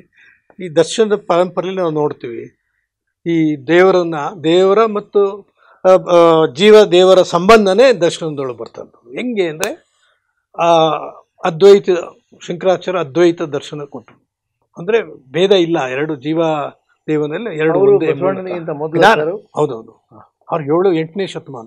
ಅದು ಕೂಡ ಅವ್ರಿಗೆಲ್ಲೋ ಒಂದು ಅಧ್ಯಯನಕ್ಕೆ ಬಂದಿರುತ್ತೆ, ಬರಲಾರದೇ ಇಲ್ಲ. ಹೌದೌದು, ಅವರು ಆ ಪರಂಪರೆಯಲ್ಲಿ ಬಂದು ಜ್ಞಾನ ಮೂಲದ ಪರಂಪರೆ, ಅದು ಅದ್ವೈತದ ಪರಂಪರೆ, ಅಂದ್ರೆ ಎಲ್ಲರನ್ನೂ ಇನ್ಫ್ಲೂಯೆನ್ಸ್ ಮಾಡ್ತದೆ. ಆದ್ರೆ ಒಂದೇ ಏನು ಅಂದ್ರೆ ಅವ್ರದ್ದು ಚಿಂತನೆ ವೈಯಕ್ತಿಕ ಚಿಂತನೆ ಆಗಿತ್ತು ಅಥವಾ ಪಂಡಿತರ ನಡುವೆ ಚಿಂತನೆ ಆಗಿತ್ತು, ಆದ್ರೆ ಸಾಮಾಜಿಕ ಆಗ್ಲಿಲ್ಲ. ಅದು ಇದು ಸಾಮಾಜಿಕ. ಇದು ಒಂದು. ಆ ನಂತರ ಬಂದಿದ್ದು ರಾಮಾನುಜಾಚಾರ್ಯ, ಬಸವಣ್ಣನಿಗೆ ಸ್ವಲ್ಪ ಹಿಂದಿನವರು. ರಾಮಾನುಜಾಚಾರ್ಯರು ಕೂಡ ಬಹಳ ಉದಾರ ಸ್ವಭಾವದವರು. ಅವರು ತಮಿಳುನಾಡಿಂದ ಇಲ್ಲಿಗೆ ಬಂದವರು. ಅಲ್ಲಿ ರಾಜಶೈವ ಆದ್ರಿಂದ ಅಲ್ಲಿ ಇರಕ್ಕಾಗಲ್ಲ ಅಂತ ಓಡ್ ಬರ್ತಾರೆ. ಅವರು ರಕ್ಷಣೆ ಮಾಡಿದವರೇ ಈ ಶೂದ್ರರು. ಅದರಿಂದ ಶೂದ್ರರು ಅವರ ಭಕ್ತರಾಗಿದ್ದರು. ಮತ್ತೆ ಪಾಪ ಅವ್ರನ್ನ ಯಾಕೆ ದೂರ ಇಟ್ಟಿದ್ದಾರೆ ಪಾಪಿಗಳೆಲ್ಲ? ಏಕೆಂದ್ರೆ ಅದು ಇವ್ರಿಗೆ ಇಷ್ಟ ಇಲ್ಲ. ಅದು ಆಮೇಲೆ ಅವ್ರ ಮೇಲ್ಕೋಟೆಗೆ ಬಂದ ಇವ್ರು ಒಬ್ರಿಗೆ ಇಷ್ಟ ಇಲ್ಲ ಅಂತ ಒಂದು ಇಡೀ ಸಮಾಜವನ್ನೇ ಪಕ್ಕಕ್ಕೆ ಇಡೋದ ನೋಡಿ. ಈ ಜೈನ ಬಿಟ್ಟಿದೇವನ್ನ ವೈಷ್ಣವ ಮಾಡ್ತಾನೆ, ವಿಷ್ಣುವರ್ಧನನ್ ಮಾಡ್ತಾನೆ. ಚೆನ್ನಕೇಶ ದೇವಸ್ಥಾನ ಕಟ್ಟಿಸಿದ ನಾವು ವಿಷ್ಣುವರ್ಧನ. ಇದಕ್ಕೆ ನೋಡಿ, ನಾನು ಡಿಫರೆಂಟ್ ಅನ್ನೋದಕ್ಕೆ ಬಸವಣ್ಣವರು ತಮ್ಮ ವಚನದಲ್ಲಿ ಲಿಂಗಾರ್ಚನೆಯ, ಅಲ್ಲಿ ಅಂದ್ರೆ ಶೈವದ್ದು ಲಿಂಗಾರ್ಚನೆಯ ಮಾಡುವ ಮಹಿಮರೆಲ್ಲರೂ ಸಲಿಗೆವಂತರಾಗಿ ಒಳಗಿದ್ದಾರೆ, ದೇವಸ್ಥಾನದಲ್ಲಿದ್ದಾರೆ. ಅಂದ್ರೆ ಆ ತತ್ವದಲ್ಲಿ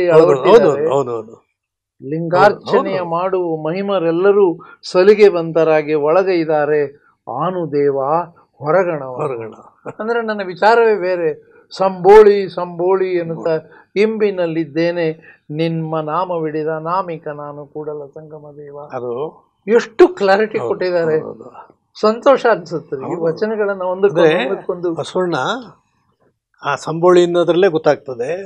ನಾನು ಅಂದ್ರೆ ಅಲ್ಲಿಗೆ ಈ ಊರ್ನೆಲ್ಲ ರೆಪ್ರೆಸೆಂಟ್ ಮಾಡ್ತಾನೆ. ಯಾರು ದಲಿತರನ್ನು ನಮ್ಮನ್ನು ಹೊರಗಿಟ್ಟಿದ್ದಾರೆ ಇವರು, ನಾನು ಹೊರಗಡೆ ಇದ್ದೀನಿ, ಆದ್ರೆ ಒಳಗಡೆ ಇವರು ದೊಡ್ಡ ಆಚಾರ್ಯರು, ಜ್ಞಾನಿಗಳು. ನಾವೇ ಎಲ್ಲ ನಮ್ಗೆ ಗೊತ್ತಿದೆ ಅನ್ನೋ ಒಂದು ಜನ ಅಲ್ಲಿದ್ದಾರೆ, ನಿನ್ನ ಜೊತೆಗಿದ್ದಾರೆ ಅಲ್ಲಿ. ನಾನು ಹೊರಗಡೆ ಇದ್ದೀನಿ, ನಾನು ಹೊರಗಿದ್ದೀನಿ ಅನ್ನೋದು ಹೊರಗಿನವನು ಕಾನ್ಫಿಡೆಂಟ್ ಆಗಿ. ಮೈ ಫಿಲಾಸಫಿ ಇಸ್ ಡಿಫರೆಂಟ್ ಅಂತ. ಹೀಗೆ ನನಗೆ ಇದು ಬರೀ ಧಾರ್ಮಿಕವಾಗಿ ನೋಡುವ ಸಂದರ್ಭದಲ್ಲಿ ಇಂಥ ಒಂದು ಅದ್ಭುತವಾದ ಇಲ್ಲಿ ಸ್ವಾನುಭಾವದ ದರ್ಶನವನ್ನು ನೀಡಿದವರು ನಮ್ಮ ಬಸವಣ್ಣ. ಇದನ್ನು ಅರ್ಥ ಮಾಡ್ಕೊಳ್ಳೋದು ಇವತ್ತಿಗೂ ಸಮಾಜದಲ್ಲಿ ಮತ್ತೆ ನಾವೆಲ್ಲ ಓಡಾಡಿಕೊಂಡು ನಮಗೆ ಶೈವವೂ ಗೊತ್ತಿಲ್ಲ, ಬಸವ ತತ್ವದ ಲಿಂಗಾಂಗ ಸಾಮರಸ್ಯವೂ ಗೊತ್ತಿಲ್ಲ, ಬುದ್ಧನ ಮೂಲ ತತ್ವವೂ ಗೊತ್ತಿಲ್ಲ. ಎಲ್ಲದರಲ್ಲಿ ಮಿಶ್ರಣ ಆಗಿ ಬಸವ ತತ್ವವನ್ನ ಎಲ್ಲಿ ಕೈ ಬಿಟ್ಬಿಡ್ತೀವೋ ಅನ್ನೋ ಅನಿಸುತ್ತೆ. ಇಂಥ ಸಂದರ್ಭಗಳು ಈ ಸಂದರ್ಭದಲ್ಲಿ ಒಂದು ಅಕ್ಮಾದೇವಿ ವಚನ ಒಂದು ಬಹಳ ರಿಲೆವೆಂಟ್ ಅನ್ಸುತ್ತೆ. ಹೆಂಗೆ ಅಂತಾರ, ನಮ್ಮ ಚರ್ಚೆಯೊಳಗೆ ಏನಾಗ್ತದೆ, ಒಂದು ಕಡೆ ಈ ವಿಧಿವಿಧಾನಗಳು, ಪೂಜಾ ಪುನಸ್ಕಾರದ ಪದ್ಧತಿಯ ಒಂದು ಕ್ರಮ ಒಂದು ಕಡೆ ಇದೆ, ಇನ್ನೊಂದು ಕಡೆ ನಾವು ಅದನ್ನು ಬಿಟ್ಟು ಚಿಂತನೆ ಮಾಡ್ತಕ್ಕಂಥ ಒಂದು ಕ್ರಮನೂ ಇದೆ. ಅಕ್ಕಮಹಾದೇವಿ ಇವೆರಡನ್ನು ಕೂಡಿಸ್ತಾಳೆ. ಆ ಆ ಒಂದು ವಿಧಿವಿಧಾನಗಳು ಯಾವಾಗ ಅದಕ್ಕೆ ಬೆಲೆ ಬರುತ್ತೆ? ಬರೀ ವಿಧಿವಿಧಾನ ಆಗಿದ್ರೆ ಅಲ್ಲ, ಅದರಲ್ಲಿ ಒಂದು ಆಂತರಿಕವಾದ ಭಾವನೆ ಇದ್ದಾಗ ಅದು ಸಾಧ್ಯ. ಇದು ಬಹಳ ಸೊಗಸಾದ ಒಂದು ಏನು ಏನು ಏನಿಲ್ಲ ನೋಡಿ, ಪೂಜೆ ವಿಧಾನಗಳಿದೆಯಲ್ಲ ಒಂದ್ ಕಡೆಯಿಂದ ಹೇಳ್ಕೊಂಡ್ಬಿಡ್ತಾರೆ. ಮೊದಲು ಅಭಿಷೇಕ. ಹೌದು, ಅಭಿಷೇಕ. ತನು ಕರಗದವರಲ್ಲಿ ಒಲ್ಲೆಯ ನೀನು. ಅಂದ್ರೆ ಮಜ್ಜನ ಯಾಕೆ ಒಲ್ಲೆ ಅಂದ್ರೆ ತನು ಕರಗದಿಲ್ಲ, ಅವನ್ ತನು ಕರಗಲ್ಲ, ಅಂದ್ರೆ ಭಕ್ತಿ ಸಂಪ್ರದಾಯದಲ್ಲಿ ಇಲ್ಲ ಅಲ್ಲ, ಅವನಿಗೆ ಆ ಇದಿಲ್ಲ, ದಯಾವಂತನಲ್ಲ, ಆ ಗುಣಗಳು ಇಲ್ಲ ಅಂತ. ಮನ ಕರಗದವರಲ್ಲಿ ಪುಷ್ಪವನ್ನೊಲ್ಲೆಯ.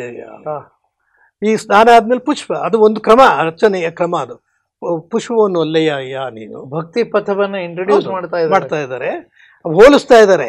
ಆ ಅರ್ಚನೆಯ ಪದ್ಧತಿಗೂ ಇದಕ್ಕೂ ಪದ್ಧತಿ ಯಾವ ಬೆಲೆ ಬರುತ್ತೆ? ಈ ಗುಣಗಳಿರ್ಬೇಕು, ತನು ಮನದ ಈ ಗುಣಗಳಿರ್ಬೇಕು. ಹದುಳಿಗರಲ್ಲದವರಲ್ಲಿ ಯಾರು ಸುಖಿ ಇರೋದಿಲ್ವಾ ಅವರಿಂದ ಗಂಧಾಕ್ಷತೆಯ ನೊಲ್ಲೆಯ ನೀನು.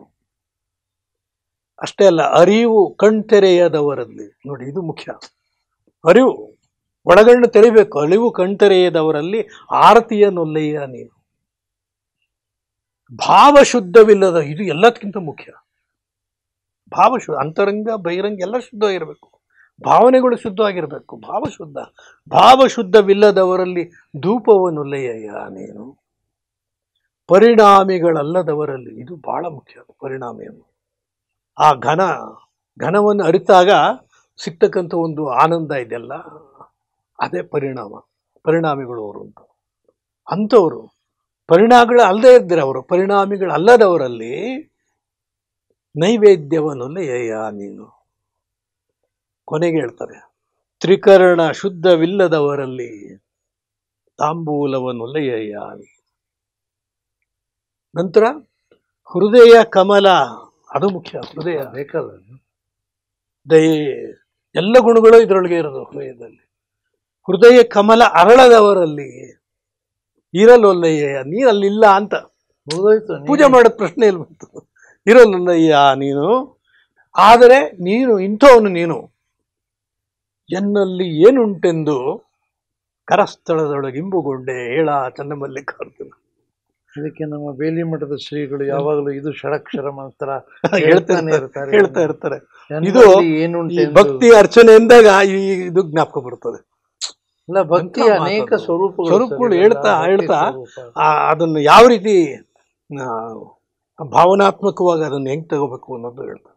ಬರೀ ಈಗ ತಾವು ಅರ್ಚನೆ ಬಗ್ಗೆ ಮಾಡಿದ್ರಿ, ಇಲ್ಲಿ ಇನ್ನೊಂದು ವಚನ ನೆನಪು ಬರುತ್ತೆ, ಅಷ್ಟದಳ ಕಮಲವ. ಇಲ್ಲಿ ನಿಮ್ದು ಕೂಡ ಕಮಲ. ಹೌದು. ಈ ಒಳಗಿರ್ತಕ್ಕಂಥ ಕಮಲ ಅಷ್ಟದಳ ಅಂದ್ರೆ 8 ದಿಕ್ಕುಗಳು. ಎಲ್ಲ ಕಡೆ 8 ದಿಕ್ಕು, 8 ದಳದ ಕಮಲ ಅದು. ಅಷ್ಟದಳ ಕಮಲ. ಅಷ್ಟದಳ ಕಮಲವ ಸುತ್ತುವ ಜೀವಾತ್ಮನ ಮೆಟ್ಟಿದ ದಳವನ ಅರಿಯದೆ ಆನು ಭಕ್ತನೆಂತೆಂಬೆ, ಆನು ಶರಣನೆಂತೆಂಬೆ, ಆನು ಲಿಂಗೈಕ್ಯನೆಂತೆಂಬೆ ಕೂಡಲ ಸಂಗಮ ದೇವ. ಹೌದು, ಹೇಗೆ ಸಾಧ್ಯ? ಎಷ್ಟು ಸುಂದರವಾಗಿ. ಹೌದೌದು. ಅಲ್ಲಿ ಅಷ್ಟದಳ ಕಮಲವ ಸುತ್ತುವ ಜೀವಾತ್ಮ ಎಲ್ಲಿ ಸುತ್ತಾಗ್ತಾನೆ? 8 ದಿಕ್ಕಿನಲ್ಲಿ ಅಲ್ಲೇನೆ ಇರುತ್ತೆ. ಅಲ್ಲ, 8 ದಿಕ್ಕಿನಲ್ಲಿ ತಿರುಗ್ತಾ ಇರ್ತಾನೆ. ಒಂದು ನಿಮಿಷ ಚಿತ್ತದಲ್ಲಿ ಹಾಗೆ ಲೀನವಲ್ಲಿ ಲಿಂಗದಲ್ಲಿ ಸಾಮರಸ್ಯ ಬರೋದೇ ಇಲ್ಲ. ಅಷ್ಟದಳ ಕಮಲವ ಸುತ್ತುವ ಜೀವಾತ್ಮನ ಮೆಟ್ಟಿದ ದಳವನರಿಯದೆ. ಅರ್ತಿಲ್ಲ, ಬರೀ ಇದರಲ್ಲೇ ಪರಿಕರದಲ್ಲಿ ಇದ್ರಲ್ಲೇ. ಹೌದು, ಈ ಅರ್ಚನೆಯಲ್ಲಿ ಸಿಕ್ಕಾಕೊಂಡ್ಬಿಟ್ಟಿದ್ದೆ. ಅರ್ಚನೆಯಿಂದ ನಾನು ಮುಂದಿನ ಲೆವೆಲ್ ಏನಿದೆ, ಅರ್ಚನೆ ನಿರೀಕ್ಷಣೆಯ ಮೂಲಕ ಇದೆಲ್ಲ ಸುತ್ತೋದನ್ನ ನಿಲ್ಲಿಸ್ಬಿಟ್ಟು ಧ್ಯಾನಕ್ಕೆ ತಗೊಂಡೋಗಿ ಮತ್ತೆ ಬುದ್ಧನ ಆನಾಪಾನ ಸತಿಯ ಧ್ಯಾನದಲ್ಲಿ ಸಂಪೂರ್ಣವಾಗಿ ನಾನು ಮುಳುಗೋದಾಗ ಅದು ಸಮರಸ ಭಕ್ತಿ. ಮತ್ತೆ ಅಲ್ಲಿಯೂ ಭಕ್ತಿ, ಆ ಸಮರಸ ಭಕ್ತಿಯನ್ನು ಜಾಗೃತ ಮಾಡೋದೇ ಇಟ್ ಇಸ್ ಸಮಥಿಂಗ್ ಗ್ರೇಟ್. ಇಲ್ಲಿ ಬಸವಣ್ಣವರು ಭಕ್ತಿಯನ್ನ ಯೋಗಕ್ಕೆ ಕನೆಕ್ಟ್ ಅದನ್ನ ಹೇಳಿ ಅಣ್ಣ. ಶಿವಯೋಗ ಅಂತಾರೆ. ಭಕ್ತಿ ಸಾಮಾನ್ಯವಾಗಿ ಭಕ್ತಿ ಅನ್ನೋದು ಭಕ್ತಿ ಮಾರ್ಗ. ಭಕ್ತಿ ಈಗ ಭಕ್ತಿ ಷಟ್ಸ್ಥಲದಲ್ಲಿ ಮೊದಲನೇ ಮೆಟ್ಲು ಭಕ್ತಿ. ಆದ್ರೆ ಬಸವಣ್ಣ ಇದನ್ನೇ ಶ್ರೇಷ್ಠ ಅಂತ ಹೇಳ್ತಾರೆ. ಒಂದು ನನ್ನ ಆಂತರಿಕವಾದ ಪ್ರಶ್ನೆ, ಇದಕ್ಕೆ ಶಿವಯೋಗ ಅನ್ಬೇಕಾ ಲಿಂಗ ಯೋಗ ಅನ್ಬೇಕಾ? ಇದುವರೆಗೂ ಬಳಸಕ್ಕಂಥ ಶಬ್ದ ನಾವು ಹಿಂದೆ ಬಳಸ್ಕೊಂಡ್ ಬಂದಿರೋದು ಶಿವಯೋಗ ಅಂತಲೇ ಇರ್ಲಿ. ಬಳಕೊಂಡ್ ಆದ್ರೆ ಈ ತತ್ವದಲ್ಲಿ ಇದಕ್ಕೆ ಲಿಂಗ ಯೋಗ ಅಂತ ಹೇಳ್ಬೋದು, ಏನ್ ತಪ್ಪಿಲ್ಲ, ತಪ್ಪು ಪ್ರಶ್ನೆ ಇಲ್ಲ. ಇದು ಅತ್ಯಂತ ಅಲ್ಲ, ಯೋಗ್ಯವಾದದ್ದು. ರೂಢಿ ಬಂದ್ಬಿಟ್ಟಿರುತ್ತಲ್ಲ ಅಲ್ಲ ಸರ್, ಶಿವ ಅಂದಾಕ್ಷಣ ಅಲ್ಲ, ಸರಿ. ಮತ್ತೆ ನಿಮಗೆ ಪುರಾಣಗಳ ಆರಂಭ ಆಗ್ತದೆ. ಅದು ಇತ್ತಿನ ಅಲ್ಲ, ಕೈಲಾಸ ಶಬ್ದ ಬಂದಾಗ ಹೌದು, ನಮಗೆ ಆ ಕೈಲಾಸ ಪುರಾಣದ ಇರ್ಬೋದು. ನೆನಪಾಗುತ್ತೆ. ಹೌದು, ಪುರಾಣದಿಂದ ಶಿವ ನಂದಿಯನ್ನು ಕಳಿಸ, ಅವನೇ ಬಸವಣ್ಣನ ರೂಪ ಮಾಡ್ಕೊಂಡ್ ಬಂದ. ಆ ಕತೆ ಈಗ ಚಿತ್ತ ಹೌದು, ಆ ಶಿವನ ಕಡೆ, ಯೋಗಿ ಶಿವನ ಕಡೆ ಹೊರಟೋಗ್ತದೆ. ಹೀಗಾಗಿ ನಿಜ, ನಾವು ನಿಜ. ಇದಕ್ಕೆ ಬಹಳ ಆಮೇಲೆ ನಿಜ, ಚರ್ಚೆಯಲ್ಲಿ ನಿಜ ಈಗ ಸಮಾಜದ ಮುಂದೆ ನಾವಿರುವಾಗ ಅನೇಕರು ನಾನು ಈ ತರ ಬರೆದಾಗ ಅದೇನ್ ಡಿಫ್ರೆನ್ಸ್ ಇದೆ ಅಂತ ಪ್ರಶ್ನೆ ಮಾಡ್ತಾರೆ. ಹೌದು. ಅಲ್ಲ, ಅದು ರೂಢಿಯಲ್ಲಿ ಬಂದಿದ್ದನ್ನೇ ನಾನು ಮುಂದೆ ಬರೆಸೋದಾದ್ರೆ ಈ ಚರ್ಚೆಗಳು ಯಾಕಬೇಕು? ಆನುದೇವ ಹೊರಗಣವನು ಅಂದ್ರೆ ನಾನು ಹೊರಗಿನವನು ಬಹಳ ಪರಿಶುದ್ಧವಾಗಿ ನನ್ನನ್ನ ತಾನು ಡಿಫೈನ್ ಮಾಡ್ಕೊ. ಇಲ್ಲ, ನಾನು ಹಂಗಲ್ಲ. ಹೌದು, ಅದರಿಂದ ನಾನು ಹೊರಗೆ. ಇದು ನನ್ನ ಲಿಂಗ. ಇವೆಲ್ಲ ಬೇಕಿಲ್ಲ ನನಗೆ. ಈಗ ಲಿಂಗ ಅಂದಾಕ್ಷಣ ಎಂಥ ಉತ್ತರ ಕೊಟ್ರು, ಜಗದಗಲ ಮುಗಿಲಗಲ. ಬಹುಶಃ ಆ ಪರಮಾತ್ಮನ ಸ್ವರೂಪವನ್ನ, ಮಹಾಲಿಂಗದ ಸ್ವರೂಪವನ್ನ ನಾನು ಯಾವುದೇ ಚರ್ಚೆಯಲ್ಲಿ ಆ ವಚನವನ್ನ ಮೂಲವಾಗಿ ಹಿಡಿತೇನೆ ಸರ್. ಆ ವಚನದಲ್ಲಿ ಇರ್ತಕ್ಕಂಥ ಮೂಲ ತತ್ವ ಏನಿದೆ, ಜಗದಗಲ ಮುಗಿಲಗಲ ಮಿಗಿಯಗಲ ನಿಮ್ಮಗಲ, ಇದು ಪರಮಾತ್ಮನ ಸ್ವರೂಪ. ಅಖಂಡ ಚೈತನ್ಯಾತ್ಮಕ ಶಕ್ತಿಯ ಸ್ವರೂಪ ಏನಿದೆ, ಜಗದಗಲ ಮುಗಿಲಗಲ ಮಿಗಿಯಗಲ ನಿಮ್ಮಗಲ. ಪಾತಾಳದಿಂದ ನೋಡಿ, ಪಾತಾಳ ಪುರಾಣದ ಪಾತಾಳಗಳು ಬಂತು. ಪಾತಾಳದಿಂದ ಆನುದೇವ ಹೊರಗಣವನು. ಈ ತತ್ವ ನೋಡಿ ಅವರು. ಪಾತಾಳದಿಂದ ಅತ್ತತ್ತ ನಿಮ್ಮ ಶ್ರೀಚರಣ ಬ್ರಹ್ಮಾಂಡದಿಂದ. ಈ ಬ್ರಹ್ಮಾಂಡ ಹೋಗಲ್ಲ ನಾನು, ಅದರ ಮೇಲೆ ಬ್ರಹ್ಮಾಂಡದಿಂದ ಅತ್ತತ್ತ ಶ್ರೀಮುಕುಟ ಅಗಮ್ಯ ಅಗೋಚರ ಅಪ್ರತಿಮ ಲಿಂಗವೇ. ಲಿಂಗದ ಕಲ್ಪನೆ ನೋಡಿ ಅಣ್ಣ. ಲಿಂಗವೇ ಅಗಮ್ಯ ಅಗೋಚರ ಅಪ್ರತಿಮ ಅಪ್ರಮಾಣ ಲಿಂಗವೇ ಎನ್ನ ಕರಸ್ಥಳಕ್ಕೆ ಬಂದು ದಿ ಎಂಟೈರ್ ಮೈಕ್ರೋಕಾಸಮ್. ಹೌದು ಅಲ್ಲ, entire microcosm in the modern language subsuming into microcosm and invisible form. ಅಗಮ್ಯವಾಗಿ ಅಗೋಚರವಾಗಿ ಅಪ್ರತಿಮವಾಗಿ ಅಪ್ರಮಾಣವಾಗಿ ಕೊಟ್ಟಿರ್ತಕ್ಕಂಥ ಬಸವಣ್ಣ ನಿಜವಾದ ಬಸವಣ್ಣನ ಕೊಡುಗೆ. ಇಲ್ಲ, ಸತ್ಯ ಸರ್, ಇದು ನಿಜವಾದ್ದು. ಏನು ಖಂಡಿತವಾಗಿ ತನ್ನ ಲಿಂಗವನ್ನ, ಲಿಂಗ ತತ್ವವನ್ನ ಬಸವಣ್ಣ ಡಿಫೈನ್ ಮಾಡಿದ ರೀತಿನೇ ಬೇರೆ. ನಾವು ತಿಳ್ಕೊಂಡಿರೋ ಲಿಂಗದ ಕಲ್ಪನೆ, ಇತಿಹಾಸ ಅದೇ ಬೇರೆ. ಅದಕ್ಕೆ ನಾವು ಶಿವ ಸೇರಿಸ್ಕೋತಾ ಇದೀವಿ. ನಾನು ತಪ್ಪು ಅನ್ನಲ್ಲ, ನೀವು ಸ್ವಲ್ಪ ಹೊರಗೆ ಬನ್ನಿ. ತಿಳುವಳಿಕೆ ಬಂದಾಗ ನಾವು ಬಸವಣ್ಣ ಅಂತಾರ ಧೈರ್ಯವಾಗಿ ಹೇಳಿ ಆನುದೇವ ಹೊರಗಣ ಹೇಳೋ ಶಕ್ತಿ ಬೇಕು. ಹೌದು, ಅದ್ರಲ್ಲಿ ಹೆದರು. ಇದನ್ನೇ ನಾವು ಕ್ರಾಂತಿ ಅಂತ ಹೇಳಿದ್ವಿ. ಬಸವಣ್ಣ ಮಾಡಿದ ದೊಡ್ಡ ಕ್ರಾಂತಿ ಅಂದ್ರೆ ಭಕ್ತಿ. ಆಗ್ಲೇ ಹೇಳ್ತೀವಿ ಕ್ರಾಂತಿ, ಆಂದೋಲನ ಕ್ರಾಂತಿ ಅಂತ ಹೇಳಿದ್ರ ಬಗ್ಗೆ ಹೇಳಿ ಸರ್. ಆಂದೋಲನ ಹೇಗಿದ್ದು? ಭಕ್ತಿ ಆಂದೋಲನ, ಭಕ್ತಿ ಆಂದೋಲನ ದೇಶದ ಹಂತದಲ್ಲಿ ಹೇಗಿತ್ತು, ಬಸವಣ್ಣ ಆಂದೋಲನ ಹೆಂಗಿತ್ತು ಅಂತ. ಬಸವಣ್ಣನ ನಮ್ಮ ಇಡೀ ಒಂದು ಭಾರತೀಯ ಭಕ್ತಿ ಸಾಹಿತ್ಯವನ್ನು ಓದಿದಾಗ, ಇಡೀ ಭಾರತೀಯ ಭಕ್ತಿ ಸಾಹಿತ್ಯ ಅವೆಲ್ಲ ಬರೆದವರೆಲ್ಲ ಉತ್ತರದವರು ಇರಲಿ. ಆದ್ರಿಂದ ಏನಾಯ್ತು ಅಂದ್ರೆ ಅವ್ರಿಗೆ ಭಕ್ತಿ ಅನ್ನೋ ಪ್ರಾರಂಭ ಮಾಡದೆ ಅವ್ರು 15ನೇ ಶತಮಾನದಲ್ಲಿ 15 ಕಬೀರ್ ಅಲ್ಲಿಂದ ಮುಂದಕ್ಕೆ ಹೋಗ್ತಾರೆ. ಆದ್ರೆ ಅದಕ್ಕೆ ಹಿನ್ನೆಲೆಯಾಗಿ ನಾಥ ಸಿದ್ಧ ಸಾಹಿತ್ಯನ ಹಿನ್ನೆಲೆಯಾಗಿ ತಗೊಂಡು ಬೇರುಗಳು ಅಂತ ತಗೊಳ್ತಾರೆ. ಅದಕ್ಕೆ ಬೇರುಗಳದು ಆ ಬೇಸ್ ಅಂತ ಇದೊಂದು. ಆದ್ರೆ ಇವೆರಡರ ಮಧ್ಯೆ ಇದ್ದಂತ ಬಸವಣ್ಣನ ಕಲ್ಪನೆ ಅವ್ರಿಗಿರ್ಲಿಲ್ಲ. ತತ್ವಗಳು ಬೇರೆ, ಆದ್ರೆ ಬಸವಣ್ಣನ ಇಂಥ ದೊಡ್ಡ ಆಂದೋಲನ ಮಾಡ್ದ ಅಂತ ಅವ್ರಿಗೆ ಗೊತ್ತಿರಲಿಲ್ಲ. ಆದ್ರೆ ಏನಾಯ್ತು, ಬಸವಣ್ಣ ಏನು ಆಂದೋಲನ ಮಾಡದೆ ಇವೆಲ್ಲ ಅವರು ಮಾಡ್ತಾರೆ ಮುಂದೆ 15-16. ಹೌದೌದು. ಎಲ್ಲಿಂದ ಶುರು ಆಗುತ್ತೆ ಅಂದ್ರೆ ಬಸವಣ್ಣ ನಂತರನೇ ಶುರು ಆಗುತ್ತೆ. ಬಸವಣ್ಣ 12ನೇ ಶತಮಾನದಲ್ಲಾದ್ರೆ ಈ ಮಹಾರಾಷ್ಟ್ರದಲ್ಲಿ 13ನೇ ಶತಮಾನದಲ್ಲೇ ಶುರು ಆಗುತ್ತೆ. ಸಂತರು ಇವರು ಜ್ಞಾನೇಶ್ವರ, ಆಮೇಲೆ ಇವನು ನಾಮದೇವ ದರ್ಜಿ.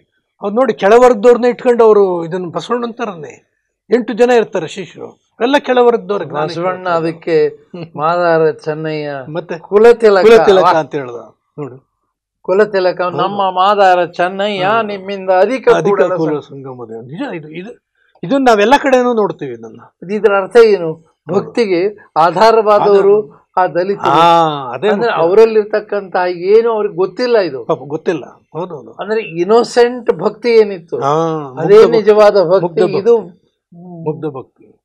ಹೌದು. ಕಂಟಿನ್ಯೂ ಮಾಡಿ ಅಂತ ಹೇಳ್ತಿದ್ರು. ಜ್ಞಾನೇಶ್ವರರು ಅವರು ನಿರ್ಗುಣ ಭಕ್ತರು. ಜ್ಞಾನೇಶ್ವರರು. ಅಂದರೆ ವಿಠಲನ ಕಲ್ಪನೆ ಇದ್ರೂ ಕೂಡ ಆ ವಿಠಲನ ನಿರ್ಗುಣ ರೂಪನ ಒಪ್ತಿದ್ರು, ಸಗುಣ ರೂಪ ಅಲ್ಲ, ಅಂತ ಮೂರ್ತಿ ಅಲ್ಲ, ಅದು ಸಿಂಬಾಲಿಕ್ ಅಷ್ಟೇ. ಈ ಕುರು ಇದ್ದಂಗೆ, ಇಷ್ಟಲಿಂಗ ಇದ್ದಂಗೆ. ನಾಮದೇವನ್ಗೆ ಅದೇ ಕಲಿಸಿದ್ದವರು, ಭಗವಂತನ ನಿಜವಾದ ರೂಪ ನಿರ್ಗುಣ ರೂಪ ಅಂತ. ಅವನೇ ಉತ್ತರಕ್ಕೆ ಹೋದವನು, ಈ ಭಕ್ತಿಯನ್ನು ತೆಗೆದುಕೊಂಡು ಉತ್ತರಕ್ಕೆ ಹೋದವನು ನಾಮದೇವ. 13 ನಂತರ ಅಲ್ಲಿ ಉತ್ತರದಕ್ಕೆಲ್ಲಿ ಕಬೀರ, ಮೀರಾಬಾಯಿ, ಗುರುನಾನಕ್ ಇವರೆಲ್ಲ ಬರ್ತಾರೆ. ಇವರು ಎಲ್ಲರಲ್ಲೂ ನಾವು ಏನು ನೋಡ್ಬೋದು ಅಂದರೆ, ಈ ಭಕ್ತಿಯ 2 ರೂಪ ಇರುತ್ತಲ್ಲ, ಸಗುಣ ನಿರ್ಗುಣ 2 ಪರಂಪರೆ ಇದೆ. ನಿರ್ಗುಣ ಪರಂಪರೆ, ಸಗುಣ ಪರಂಪರೆ ನಮ್ಮ ಇಲ್ಲೂ ಇದೆ. ನಮ್ಮಲ್ಲೂ ನಿರ್ಗುಣ ಪರಂಪರೆನೇ ಮೊದಲು, ಯಾಕೆಂದ್ರೆ ಬಸವಣ್ಣ. ಆಮೇಲೆ ಸಗುಣ ಪರಂಪರೆಯಲ್ಲಿ ದಾಸ ಸಾಹಿತ್ಯ ಬರುತ್ತೆ, ಕುಮಾರವ್ಯಾಸ ಬರ್ತಾರೆ, ಪುರಂದರದಾಸ, ಕನಕದಾಸ ಬರ್ತಾರೆ. ಅವರು ಶೂದ್ರತ್ವ ಅವರಲ್ಲಿ ಇರುತ್ತೆ. ಆದರೆ ಅವರು ಮೂರ್ತಿ ಪೂಜಕರು, ಕೃಷ್ಣ, ದೇವರು, ರಾಮ, ಮೂರ್ತಿನ ಇಟ್ಕೊಂಡು ಅವರು ಇದು ಮಾಡ್ತಾರೆ. ಅವರೆಲ್ಲ ಆಂದೋಲನ ಇದೆ. ಕೆಲವರದವರೇ ಅಲ್ಲ, ಪುರಾಣದ ವ್ಯಕ್ತಿಗಳನ್ನ ದೇವ್ರನ್ನ ಮಾಡ್ಕೊಂತಾರೆ. ಇದು ನಡೀತು. ಅಲ್ಲೂ ಹಾಗೆ ಆಯ್ತು. ಆದರೆ ಅಲ್ಲೇನು ಹೇಳ್ತಾರೆ ಅವರು ಅಂದರೆ, ಭಕ್ತಿಗೆ ಒಂದು ಆಧಾರವನ್ನು, ಶಿಲೆಯನ್ನು ಸ್ಥಾಪಿಸಿದವನು ಕಬೀರ. ಅವನು ನಿರ್ಗುಣ, ದೇವರ ನಿರ್ಗುಣ ಸ್ವರೂಪದ ಮೇಲೆ ಸಗುಣ ಸ್ವರೂಪವನ್ನು ಕಟ್ಟಿದ್ರು ಅಂತ. ನಮ್ಮ ಶರಣರೆಲ್ಲ ಮಾಡಿದ್ದು ಅದೇ. ಅದು ಇಲ್ಲೂ ಪ್ರಚಾರಕ್ಕೆ ಬರಲಿಲ್ಲ. ಯಾಕಣ್ಣ ಇದು? ಯಾಕೆಂದ್ರೆ ಭಾಷೆಯ ಕೊರತೆಯಿಂದ ಅವರಿಗೆ ಸಂಸ್ಕೃತದಲ್ಲಿ ಇದ್ದ ತಕ್ಷಣ ಅಂತ ಗೊತ್ತಾಗ್ತಿತ್ತು. ಈಗ 900 ವರ್ಷ ಆದರೂ ಸಾಲಿಲ್ವಾ ಭಾಷೆಗೆ? ಆದ್ರೆ ಇನ್ನೊಂದು ಆಶ್ಚರ್ಯ ಅಂದ್ರೆ, ನಮ್ಮ ಬಸವಣ್ಣನ ಕಾಲದಲ್ಲೇ 12ನೇ ಶತಮಾನ ಅಥವಾ 11ನೇ ಶತಮಾನದಲ್ಲಿ ನಾನು ಇತಿಹಾಸ ಓದ್ತಾ ಇದ್ದೆ. ಖಂಡಿತ ಕರ್ನಾಟಕದ ರಾಜರು ಹೊರಗಡೆ ಆಳ್ತಾ ಇರ್ತಾರೆ, ಬಿಹಾರದಲ್ಲಿ ಆಳ್ತಾ ಇರ್ತಾರೆ ನೋಡಿ, ಅವರಾದ್ರೂ ಮಿಥಿಲಾದಲ್ಲಿ ಆಳ್ತಾ ಇರ್ತಾರೆ, ನೇಪಾಳದಲ್ಲಿ ಈಗಲೂ ಆ ರಾಜ ಪರಂಪರೆ ಇದೆ, ನೇಪಾಳದಲ್ಲಿ ಆಳ್ತಾ ಇರ್ತಾರೆ. ಅದನ್ನ ಹೇಳಿ ನಾವು ಬಹಳ ಸಂತೋಷ ಪಡ್ತೇವೆ. ಅದು ಏನು ಮಾಡಿದ್ರು ನಮ್ಮ ಬಸವಣ್ಣನ ಯಾಕೆ ಒಯ್ಲಿಲ್ಲ? ಇಲ್ಲ, ಅದೇ ಆಶ್ಚರ್ಯ ಆಗ್ತದೆ. ಅದು ಏನು ಕಾರಣ ಏನು ಸರ್ ಇದಕ್ಕೆ? ಕಾರಣ ಅಂದ್ರೆ ಅವರು ಆ ವೈದಿಕ ಪರಂಪರೆನೇ ಇಟ್ಕೊಂಡು ಹೋದವರೆಲ್ಲ ಹೋಗಿದ್ದಾರೆ. ಈಗ ಬಸವಣ್ಣಂದು ಕ್ರಾಂತಿಗೆ ಅದೇ ಕಾರಣ ಅಲ್ಲ, ವೈದಿಕರೇ ತಾನೇ ಈ ಕ್ರಾಂತಿಯನ್ನು ಹತ್ತಿಟ್ಟವರು. ವೈದಿಕರೇ ಅಂತ ಕ್ರಾಂತಿ ಕಾರಣವಾದ ಆ ವೈದಿಕರೇ ಎಲ್ಲಾ ಕಡೆನೂ ತುಂಬಿಕೊಂಡಿದ್ರು. ಆಗ ಅಲ್ಲೂ ಹಾಗೆ ಆಯ್ತು. ಹೊರಗಡೆ ಹೋದವರು ಅವರೇ, ರಾಜನ ಜೊತೆ ಹೋಗ್ತಿದ್ದವ್ರು ರಾಜಗುರುಗಳು ಯಾರು? ಅವರೇನೆ. ಬೇರೆಯವ್ರ ಕಲ್ಪನೆ ಕೂಡ ಮಾಡಕ್ಕಾಗಲ್ಲ ಗುರುಗಳನ್ನ. ಅವರೇ ಬೇರೆಯವ್ರಿಗೆ ನುಡಿಯುವ ಅಧಿಕಾರ ಇರಲಿಲ್ಲ, ಬರೀ ಅವರೇ ಬುದ್ಧಿವಂತರು ಅಂತ ಅವ್ರನ್ನೇ ಇಟ್ಕೊಂಡಿರೋರು. ರಾಜರುಗಳು ಹಂಗೆ ಮಾಡೋರು. ಇದು ಒಂದು ದುರಂತ. ಇದು ಅದಕ್ಕೆ ನಮಗೆ ಈಗ ಶರಣರ ತತ್ವಗಳನ್ನು ವಿಕಾಸ ನಮ್ಗೆ ಎಷ್ಟು ತೊಂದರೆ ಆಗ್ತಾ ಇದೆ. ಆಗ್ಲೂ ಬಸವಣ್ಣ ಕಾಲದಾಗ ಇದೇ ಆಗಿತ್ತು ಅಂದ್ರೆ ಅವ್ರಿಗೆ ಎಷ್ಟು ತೊಂದರೆ ಕೊಟ್ಟಿರ್ಬೋದು. ಅದು ಬಿಡಿ, ಅದನ್ನ ನೆನೆಸ್ಕೊಳ್ಳೋಕ್ಕೂ ಆಗಲ್ಲ. ಆದ್ರೂ ನಾವೆಲ್ಲ ಇಷ್ಟೊಂದು ಟೆಕ್ನಾಲಜಿ ಎಲ್ಲ ಆಗಿ ಆ ತತ್ವವನ್ನು ಪರಿಪೂರ್ಣವಾಗಿ ಜಗತ್ತಿಗೆ ಮುಟ್ಟತಕ್ಕಂಥ ಅದರಲ್ಲಿ ನಾವು ಫೇಲ್ ಆಗ್ತಾ ಇದ್ದೇವೆ ಅನ್ನಿಸ್ತಾ ಇದೆ. ಎಲ್ಲರೂ ಬರೀ ಹೊಗಳ್ತೇವೆ ಅಷ್ಟೇ. ಕರ್ನಾಟಕದ ನಾಯಕ ಅಂದಾಕ್ಷಣ ಚಪ್ಪಾಳೆ, ವಿಶ್ವಗುರು ಅಂದ ತಕ್ಷಣ ಚಪ್ಪಾಳೆ. ಎಲ್ಲ ನಿಮ್ಮ ವಿಶ್ವಗುರು ಕಟ್ಕೊಂಡು ಏನ್ ಮಾಡಿದೀರ ನೀವು? ಎಲ್ಲೋ ಒಬ್ರು ವಿದೇಶಕ್ಕೆ ಹೋಗಿ ಬಂದ್ರೆ ಅವ್ರ ಫೋಟೋಗಳು ರಾರಾಜಿಸ್ತಿರ್ತವೆ. ಯಾರದು? ಹೋದವ್ರದ್ದು. ಅಲ್ಲಿ ಬಸವಣ್ಣನ ಬಗ್ಗೆ ನೀವು ಏನು ಮಾಡಿದ್ರಿ ಅನ್ನೋದು ಅಲ್ಲಿ ಅರಿವೇ ಇಲ್ಲ. ನಿಜ ನೋಡಿ.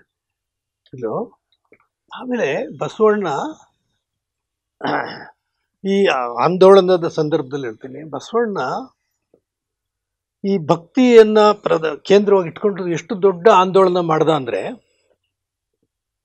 ಮೊಟ್ಟ ಮೊದಲು ಅವನು ಮಾಡಿದ್ದೇನು, ಭಕ್ತಿಗೆ ಅನೇಕ ರೂಪ ಕೊಡ್ತಾನೆ ಬಸವಣ್ಣ. ಭಕ್ತಿಗೆ ಒಂದು ಆ ಸಾಮಾಜಿಕ ಚಿಂತನೆ ಭಕ್ತಿಗೆ ಸೇರಿಸ್ತಾನೆ, ಆರ್ಥಿಕ ಚಿಂತನೆ ಭಕ್ತಿಗೆ ಸೇರಿಸ್ತಾನೆ, ಧಾರ್ಮಿಕ ಚಿಂತನೆ ಸೇರಿಸ್ತಾನೆ, ಆಧ್ಯಾತ್ಮಿಕ ಚಿಂತನೆ ಸೇರಿಸ್ತಾನೆ. ಆದ್ರೆ ಇವಕ್ಕೆಲ್ಲ ಮೂಲಕ್ಕೆ ತಿರ್ಗ ಭಕ್ತಿನೇ ಇಟ್ಕೊಂತಾನೆ, ಬಿಡಲ್ಲ ಭಕ್ತಿನ. ಅಂದ್ರೆ ಏನು ಅವನು ಹೇಳೋದು, ಒಂದೊಂದು ತತ್ವದಲ್ಲೂ ಕಾಯಕ ಮಾಡಬೇಕು, ಅದೇ ಭಕ್ತಿ. ಕಾಯಕನೂ ಭಕ್ತಿ ಮಾಡ್ಬಿಡ್ತಾನೆ. ಕಾಯಕ ಮಾಡೋದೇ ಒಂದು ಭಕ್ತಿ, ಭಕ್ತಿಯಿಂದ ಮಾಡಿ. ಆಮೇಲೆ ಕೈಲಾಸ ಅಂದ ತಕ್ಷಣ ಎಲ್ಲರನ್ನು ಕೈಲಾಸಕ್ಕೆ ಹೋಗೋದು ಅಂತಾರೆ. ಬಸವಣ್ಣ ತಟ್ ಅಂತ ಹೇಳ್ತಾನೆ, ಕೈಲಾಸ ಅಲ್ಲಿಲ್ಲ, ಇದೇ ಕೈಲಾಸ, ಇಲ್ಲೇ ಇದೆ. ಕಾಯಕವೇ ಕೈಲಾಸ. ಅವನು ಏನ್ ಹೇಳ, ಕೈಲಾಸಕ್ಕೆ ಹೋಗುವ ಭಕ್ತಿ ನಂದಲ್ಲ, ಕೈಲಾಸವನ್ನು ಮಾಡುವ ಭಕ್ತಿ ನಂದು ಅಂತ. ಕೈಲಾಸನೇ ಮಾಡ್ಬಿಡ್ತೀನಿ ನಾನು ಅಂತ ಮಾಡ್ತಾರೆ. ಕೈಲಾಸವನ್ನೇ ಮಾಡ್ತೀನಿ. ಅಲ್ಲಿಲ್ಲ ಸ್ವರ್ಗ, ಇಲ್ಲೇ ಇದೆ. ಅನ್ನೋ ಕಲ್ಪನೆ ಇದೆಯಲ್ಲ. ಅಲ್ಲ, ಎಲ್ಲರೂ ಅರಿವನ್ನು ಅರಿತು ದೇವರಾದಾಗ ಇದೇ ಕೈಲಾಸ, ಕೈಲಾಸ ಇನ್ನೆಲ್ಲಿಂದ ಹುಡುಕಾಡ್ಕೊಂಡು.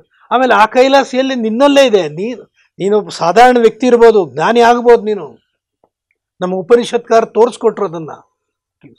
ಸಾಧಾರಣ ಶೂದ್ರರು ಅಥವಾ ಈ ದಲಿತರು ಕೂಡ ಆ ಕಾಲದಲ್ಲಿ ಅವ್ರುಗಳನ್ನ ಜ್ಞಾನಿಗಳನ್ನ ಮಾಡಿದ್ರು.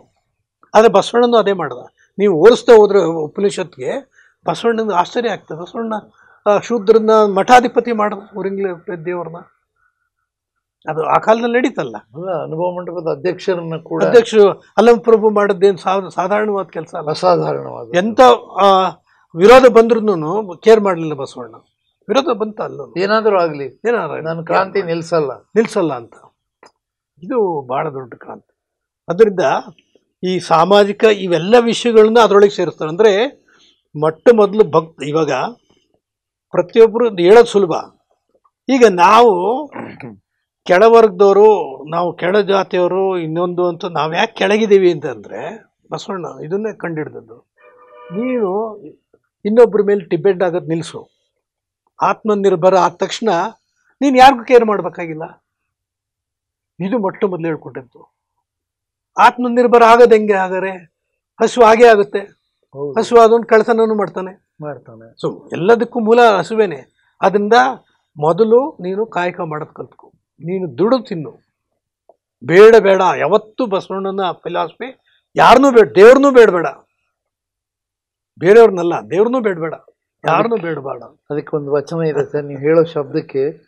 ದಾಸನಂತೆ ತವನಿಧಿಯೇ ಬೇಡುವವನಲ್ಲ. ನಿಜ, ಎಷ್ಟು ಚೆನ್ನಾಗಿದೆ ನೋಡಿ. ಹೌದೌದು. ದಾಸನಂತೆ ತವನಿಧಿಯೇ ಬೇಡುವವನಲ್ಲ, ಚೋಳನಂತೆ ಹೊನ್ನ ಮಳೆಯ ಕರೆಸಂಬವನಲ್ಲ. ಅಂಜದಿರು ಅವರಂದಂದವ ನಾನಲ್ಲ. ಅವರಂದಂದವ ಅವನ ಬಗ್ಗೆ ನಾನಲ್ಲ. ಎನ್ನ ತಂದೆ ಕೂಡಲ ಸಂಗಮ ದೇವ ಸದ್ಭಕ್ತಿಯನ್ನೇ ಕರುಣಿಸನನಗೆ. ಇದು ಯಾವ ಚಿನ್ನ ಬೇಡ, ಏನು ಬೇಡ, ಸದ್ಭಕ್ತಿಯನ್ನೇ ಕರುಣಿಸನನಗೆ. ಅಂಗಲಿಂಗದಲ್ಲಿ ಲೀನವಾಗ್ತಕ್ಕಂಥ ಈ ತತ್ವವನ್ನು ಕಲಿಸ್ಕೊಡು ಸಾಕು ನನಗೆ, ಇನ್ನೇನು ಬೇಕು. ಹೌದು, ಕಂಟಿನ್ಯೂ ಮಾಡಿ. ಆಮೇಲೆ ಬಸವಣ್ಣ ಮಾಡಿದ ಬಹಳ ದೊಡ್ಡ ಕ್ರಾಂತಿ ಅಂದರೆ, ಒಂದು ಕಡೆ ಸ್ತ್ರೀಯರು, ಅವರು ಒಂದು ರೀತಿ ಅವ್ರಿಗೆ ಯಾವ ಸಂಸ್ಕಾರ ಮಾಡೋ ಅನುಕೂಲ ಇರಲಿಲ್ಲ, ಏನೂ ಇರಲಿಲ್ಲ. ಅಂಥವ್ರನ್ನ ಶರಣೀಯರನ್ನ ಮಾಡಿ ಪೂಜೆ ಮಾಡ್ತಕ್ಕಂಥ, ಲಿಂಗ ಪೂಜೆ ಮಾಡ್ತಕ್ಕಂಥ ಒಂದು ಅವಕಾಶ ಕೊಡಿಸಿದ್ದು. ಎರಡನೇದು ಶೂದ್ರರು, ದಲಿತರು. ಈ ಎರಡು ಜನಾಂಗ, ಇಡೀ ಇಂಡಿಯಾ ದೇಶದ ಹೆಚ್ಚು ಜನಸಂಖ್ಯೆ ಇರತಕ್ಕಂಥ ಈ ಎರಡು ಜನಾಂಗವನ್ನು ಮೇಲೆತ್ತಿದವನು ಬಸವಣ್ಣ. ಅದು ಹೇಗೆ ಮೇಲೆತ್ತದ ಅಂದರೆ, ಒಂದು ಆತ್ಮನಿರ್ಭರತೆ, ಕಾಯಕ, ದಾಸೋಹ ಇವೆಲ್ಲ ಸರಿ. ಇನ್ನೊಂದು ಬಸವಣ್ಣನ ಯೋಚನೆ ಮಾಡಿದ್ದು, ಇವೆಲ್ಲದರ ಜೊತೆಗೆ ಅರಿವು ಬೇಕಲ್ವಾ, ತಿಳುವಳಿಕೆ ಬೇಕಲ್ವಾ, ಜ್ಞಾನ ಬೇಕಲ್ವಾ. ತಿಳುವಳಿಕೆ ಇಲ್ದಿರೋದ್ರಿಂದ ನೀವು ಶೋಷಿತರಾಗಿದ್ದೀರಾ.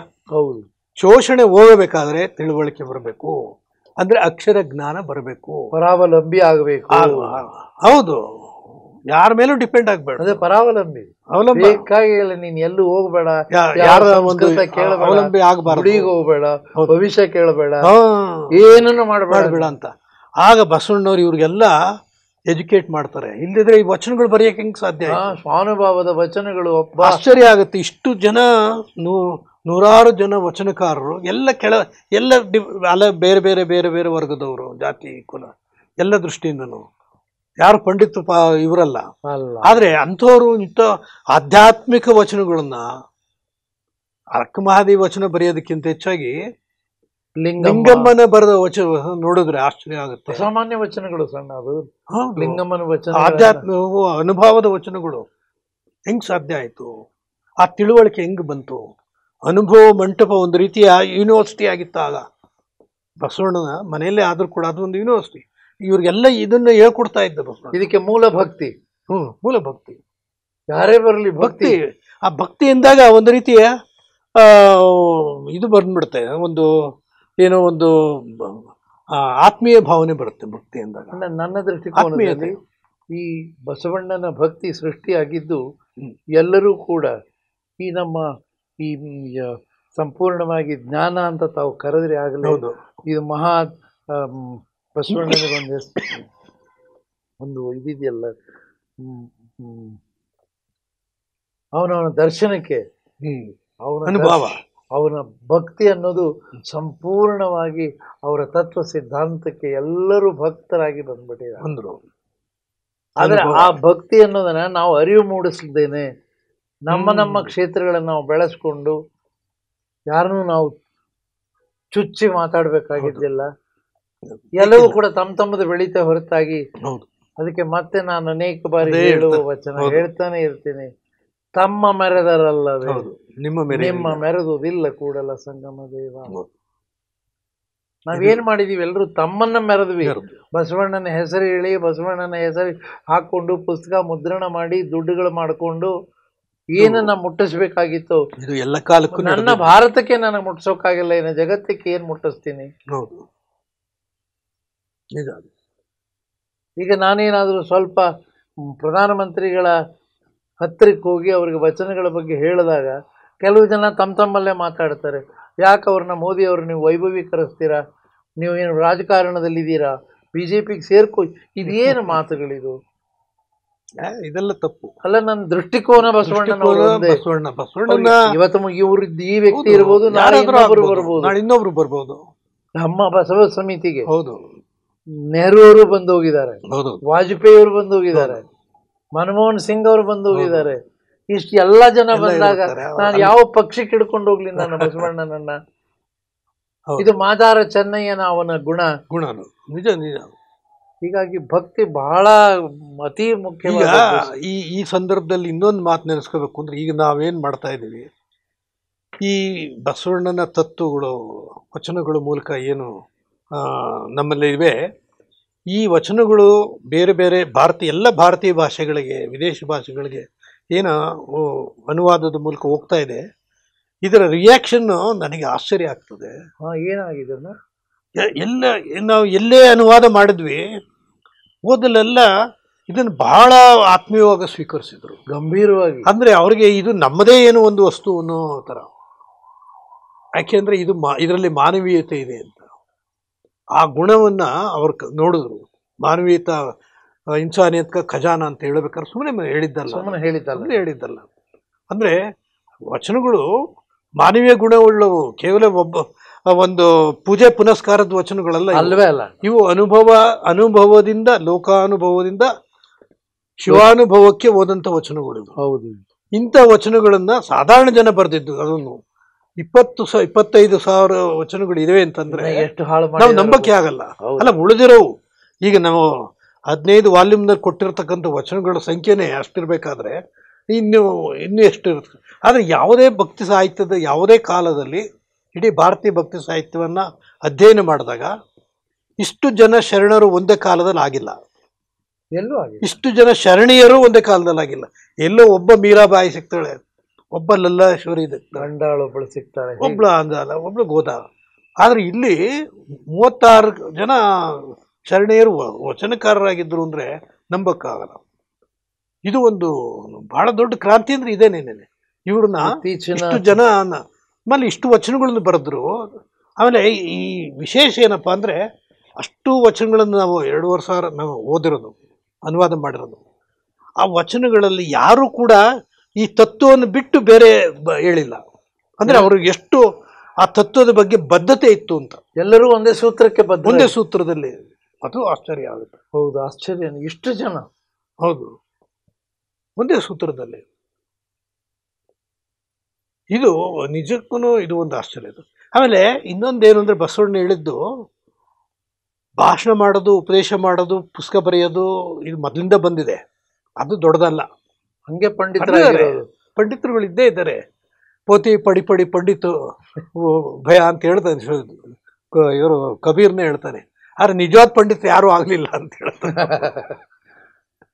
ಅದರಿಂದ ಪಂಡಿತರಾಗದ್ ದೊಡ್ಡದಲ್ಲ, ಪುಸ್ತಕ ಬರೆಯೋದು ದೊಡ್ಡದಲ್ಲ, ಪಂಡಿತರಾಗದ್ ದೊಡ್ಡದಲ್ಲ. ಆದ್ರೆ ಅವರು ತಮಗೇನು ಸರಿ ಅನ್ಸುತ್ತೆ, ತಮ್ಮ ಅರಿವು ಏನಿದೆ ಅದನ್ನ ಆಚರಣೆಗೆ ತಂದರು. ಆಚರಣೆ ಇಲ್ಲದ ಅರಿವು ಏನು ಪ್ರಯೋಜನ? ಇದೆ ಜ್ಞಾನ, ಗೊತ್ತಿದೆ, ಕ್ರಿಯೆ ಇದೆ, ಕ್ರಿಯೆ ಇಲ್ಲ, ಜ್ಞಾನ ಇದ್ರೆ ಪ್ರಯೋಜನ. ಜ್ಞಾನ ಕ್ರಿಯೆ ಇವೆರಡು ಜೊತೆಗೆ ಇರಬೇಕು. ಅರಿವು, ಆಚಾರ, ಅನುಭವ, ಇವು ಮೂರನ್ನು ಲಿಂಕ್ ಮಾಡಿದ್ರು. ಅರಿವಿನಿಂದ ಆಚಾರ, ಆಚಾರ ಅರಿವು ಎರಡು ಸೇರಿದಾಗ ಅನುಭವಕ್ಕೆ ಹೋಗುತ್ತೆ. ಇದು ದೊಡ್ಡ ಸಿದ್ಧಾಂತ. ಇದು ಹೋದ ಚರ್ಚೆಯಲ್ಲಿಯೂ ಕೂಡ ನಾವು ಚನ್ನಬಸವಣ್ಣ ನೆನೆಸ್ಕೊಂಡು ಹೌದೌದು ಹೌದು ಅರಿವು ಮತ್ತು ಹೌದು. ಆಚರಣೆಗೆ ಆಚರಣೆ ಅರಿವಿಲ್ಲದ ಜ್ಞಾನ ಜ್ಞಾನ ಅಜ್ಞಾನ. ಅಜ್ಞಾನಕ್ಕೆ ಸಮಾನ ಅಂತ ಹೇಳ್ತಾರೆ. ಹೌದು, ಜ್ಞಾನವಿಲ್ಲದ ಅರಿವು ಅಜ್ಞಾನ. ಅಜ್ಞಾನ.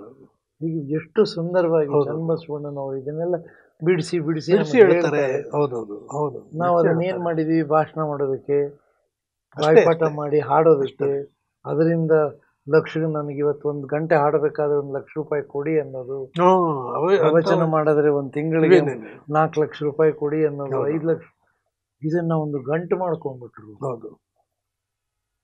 ನಾವ್ಯಾಕೆ ಕಣ್ಣು ಮುಚ್ತೀವಿ ಅಂದ್ರೆ ಏನೋ ಒಂದು ತತ್ವಗಳು ಬೆಳೀತಾ ಇವೆಲ್ಲ ಬೆಳೀಲಿ ಅನ್ನೋದು ಬೆಳಿ ಇನ್ನೂ ಇದು ಒಂದು ನೆಲೆಗೆ ಹೋಗ್ತೇವೆ ಹೊರತಾಗಿ ಹೌದು. ಕೇಳುವವರಿಗೆ ಒಂದು ಸ್ವಲ್ಪ ನಾಚಿಕೆ ಬರ್ಬೇಕಲ್ಲ. ಮತ್ತೆ ನಾನು ಈ ಕಟುವಾದ ಶಬ್ದ ಹೌದು, ನಾನು ಕೊಡಬಾರದು, ಕೊಡಬೇಕಂದ್ರೆ ಅವರ ಬದುಕು ಅದರಲ್ಲಿ ನಡೆದಿರುತ್ತೆ, ಹಾಗೆ. ಕೊಡಬೇಕಾದದ್ದು ಕರ್ತವ್ಯ. ಆದರೂ ಸಹ ಅದನ್ನೇ ಮೂಲವಾಗಿಟ್ಕೊಂಡು ಮಾಡಿ ಅಲ್ಲಿ ಇಡೀ ಬಸವಣ್ಣನ ಭಕ್ತಿಯ ನಾವು ವಿಶೇಷತೆಯಲ್ಲಿ ಒಂದೇ ಮಾತಿನಲ್ಲಿ ಹೇಳೋದಾದ್ರೆ, ಎಲ್ಲ ಭಕ್ತಿ ಸಾಹಿತ್ಯದಲ್ಲೂ ದೇವ್ರನ್ನೇ ದೊಡ್ಡದು ಮಾಡೋದ್ರ ಹೊರತು ಭಕ್ತನ ದೊಡ್ಡದು ಮಾಡಲಿಲ್ಲ. ಆದ್ರೆ ಬಸವಣ್ಣ ಲಿಂಗ ಅಂಗ ಇವೆರಡನ್ನೂ ಜೊತೆಗೆ ತಗೊಳ್ಳೋದು ಸಮರಸ. ಹೌದು. ಆದ್ರೆ ಅಂಗ ಅನ್ನೋ ಶಬ್ದ ಯಾಕೆ ಉಪಯೋಗಿಸಿದ ಅಂದ್ರೆ, ಮೂಲತಃ ಕಾಯ ಶರೀರ ಆ ಶರೀರ ಬರೀ ಶರೀರ, ಸಂಸ್ಕಾರ ಇಲ್ಲದ ಶರೀರ ಅಂತ. ಹೌದು, ಬರೀ ಶರೀರ ಅದು ಹುಟ್ಟಿನಿಂದ ಬಂದ ಶರೀರ ಅದು. ಆದ್ರೆ ಅಂಗ ಆಗೋದು ಅಂತಂದ್ರೆ ಸಂಸ್ಕಾರಗೊಂಡ ಅಂಗ ಆಗುತ್ತೆ. ಅಂದ್ರೆ ಪ್ರಸಾದ ಕಾಯ ಆಗುತ್ತೆ. ಸಂಸ್ಕಾರ ಅದಾಗ್ಬೇಕು. ಈಗ ಕಲ್ಲಿರುತ್ತೆ, ಲಿಂಗಕ್ಕೂ ಕಲ್ಲಿಗೆ ಏನ್ ವ್ಯತ್ಯಾಸ ಅಂದ್ರೆ ಸಂಸ್ಕಾರಗೊಂಡಾಗ ಲಿಂಗ ಆಗುತ್ತೆ, ಇಲ್ಲಿರೋದ್ ಕಲ್ಲೇ ಅದು. ಹಾಗೇನೆ ಇದೂ ಅಷ್ಟೇನೆ. ದೇಹ ಹೋಗಿ ಅಂಗ ಆಗ್ಬೇಕಾದ್ರೆ ಸಂಸ್ಕಾರ ಅಂದ್ರೆ ಬಸವಣ್ಣ ಹೇಳಿದ್ದೇನು, ದೇವ್ರನ್ನ ನಾವು ದೊಡ್ಡನೇ ದೇವ್ರು, ಅದ್ರಿಂದ ನಾವೇನ್ ದೊಡ್ಡ ಹೇಳೋ ಅವಶ್ಯಕತೆ ಇಲ್ಲ. ಅರೆ ನೀನ್ ದೊಡ್ಡವನಾಗಿಯ ಅಂಗದ ಶ್ರೇಷ್ಠತೆಯನ್ನು ಹೇಳೋದನ್ನು ಬಸವಣ್ಣ. ನೀನು ದೇವರೇ, ನೀನು ಅವನ ಎಲ್ಲ ಗುಣಗಳು ನಿನಗೆ ಶಕ್ತಿ ಇದೆ, ಆದರೆ ನೀನು ಅದನ್ನ ಉಪಯೋಗಿಸ್ಕೋಬೇಕು. ನಿನಗೆ ಅವಕಾಶ ಇದೆ, ಸಾಧನೆ ಮಾಡು. ಸಾಧನೆ ಮಾಡಿ ಆ ಶಿವತ್ವಕ್ಕೆ, ಆ ಲಿಂಗತತ್ವಕ್ಕೆ ಹೋಗು ನೀನು. ಅಂದ್ರೆ ಲಿಂಗ ಆಗುವ ಒಂದು ಪ್ರಕ್ರಿಯೆ ಇದೆಯಲ್ಲ, ಅಂಗದಿಂದ ಲಿಂಗದೆಡೆಗೆ ಈ ಪ್ರಕ್ರಿಯೆ ಇದೆಯಲ್ಲ, ಇದು ಬಸವಣ್ಣನ ಕೊಟ್ಟಂತ ಕೊಡುಗೆ.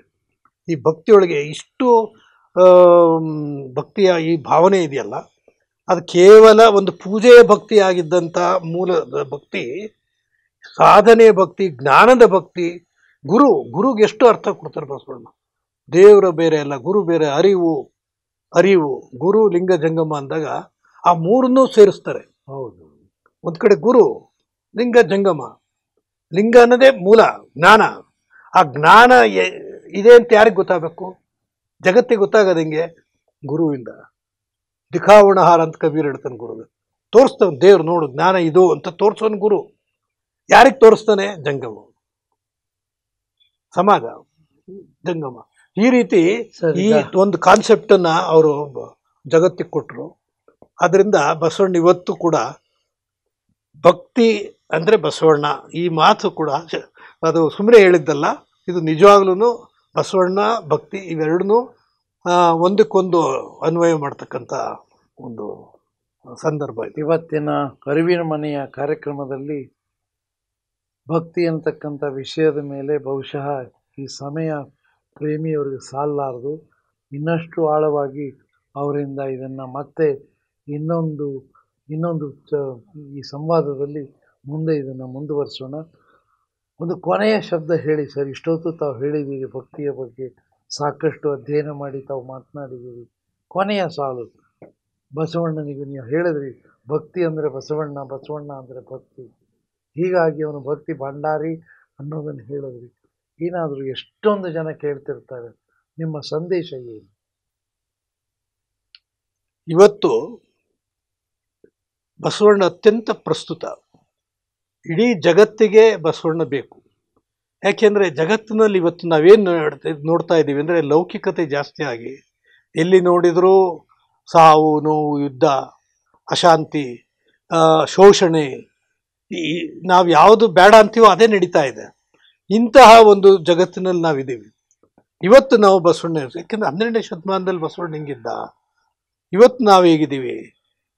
ಬಸವಣ್ಣ ಎಲ್ಲರಿಗೂ ಎಲ್ಲರನ್ನೂ ಒಗ್ಗೂಡಿಸಿಕೊಂಡು ಎಲ್ಲರೂ ಬಾಳಬೇಕು, ಎಲ್ಲರೂ ಬದುಕಬೇಕು. ಅವನ ಇಡೀ ಸಂದೇಶ ಬದುಕಿನ ಸಂದೇಶ, ಬದುಕಿಗೆ ಕೊಟ್ಟಂಥ ಸಂದೇಶ, ಮಾನವೀಯತೆಯ ಸಂದೇಶ. ಎಲ್ಲರೂ ಬದುಕಬೇಕು. ಆದರೆ ಹೆಂಗೆ ಬದುಕಬೇಕು? ಸತ್ಯ ಶುದ್ಧರಾಗಿ ಬದುಕಬೇಕು. ಅಂತರಂಗ ಬಹಿರಂಗ ಎರಡೂ ಶುದ್ಧವಾಗಿರಬೇಕು. ಅದೇ ಕೂಡಲ ಸಂಗಮ ದೇವನ ಒಲಿಸುವ ಪರಿ ಅಂತ ಹೇಳ್ತಾರೆ. ಆ ವಚನ ಇದೆಯಲ್ಲ, ನಿಜಕ್ಕೂ ಅದು ಸಪ್ತ ಸೂತ್ರಗಳನ್ನು ಹೇಳ್ತಕ್ಕಂತಹ ಕಳಬೇಡ ಕುಲಬೇಡ ಆ ವಚನ ಇಡೀ ಜಗತ್ತಿಗೆ ತಲುಪಬೇಕಾದಂಥ ವಚನ ಅದು. ಯಾಕೆಂದ್ರೆ ಎಲ್ಲರಿಗೂ ಅನ್ವಯ ಆಗುತ್ತಿದ್ದು. ಎಲ್ಲ ಸೂತ್ರದ ಕೊನೆಯಲ್ಲಿ ಸಿದ್ಧಾಂತ ಏನು? ಇದೇ ಅಂತರಂಗ ಶುದ್ಧಿ, ಇದೇ ಬಹಿರಂಗ ಶುದ್ಧಿ, ಇದೇ ಕೂಡಲ ಸಂಗಮ ದೇವರನ್ನು ಒಲಿಸುವ ಪರಿ. ನಾವೆಷ್ಟು ನಮ್ಮ ಸೂತ್ರ ಭಕ್ತಿ ಅಂದ್ರೆ ಒಲಿಸೋದು ದೇವರನ್ನ. ಹೆಂಗ್ ಒಲಿಸೋದು? ಈ ಮೂಲಕ ಒಲಿಸೋದು. ಹೀಗಾಗಿ ಮತ್ತೆ ಮುಂದಿನ ಅರಿವಿನ ಮನೆಯ ಕಾರ್ಯಕ್ರಮಗಳಲ್ಲಿ ಮತ್ತೆ ಭೇಟಿಯಾಗೋಣ. ಶರಣು ಶರಣಾರ್ಥಿ. ಶರಣು ಶರಣಾರ್ಥಿ.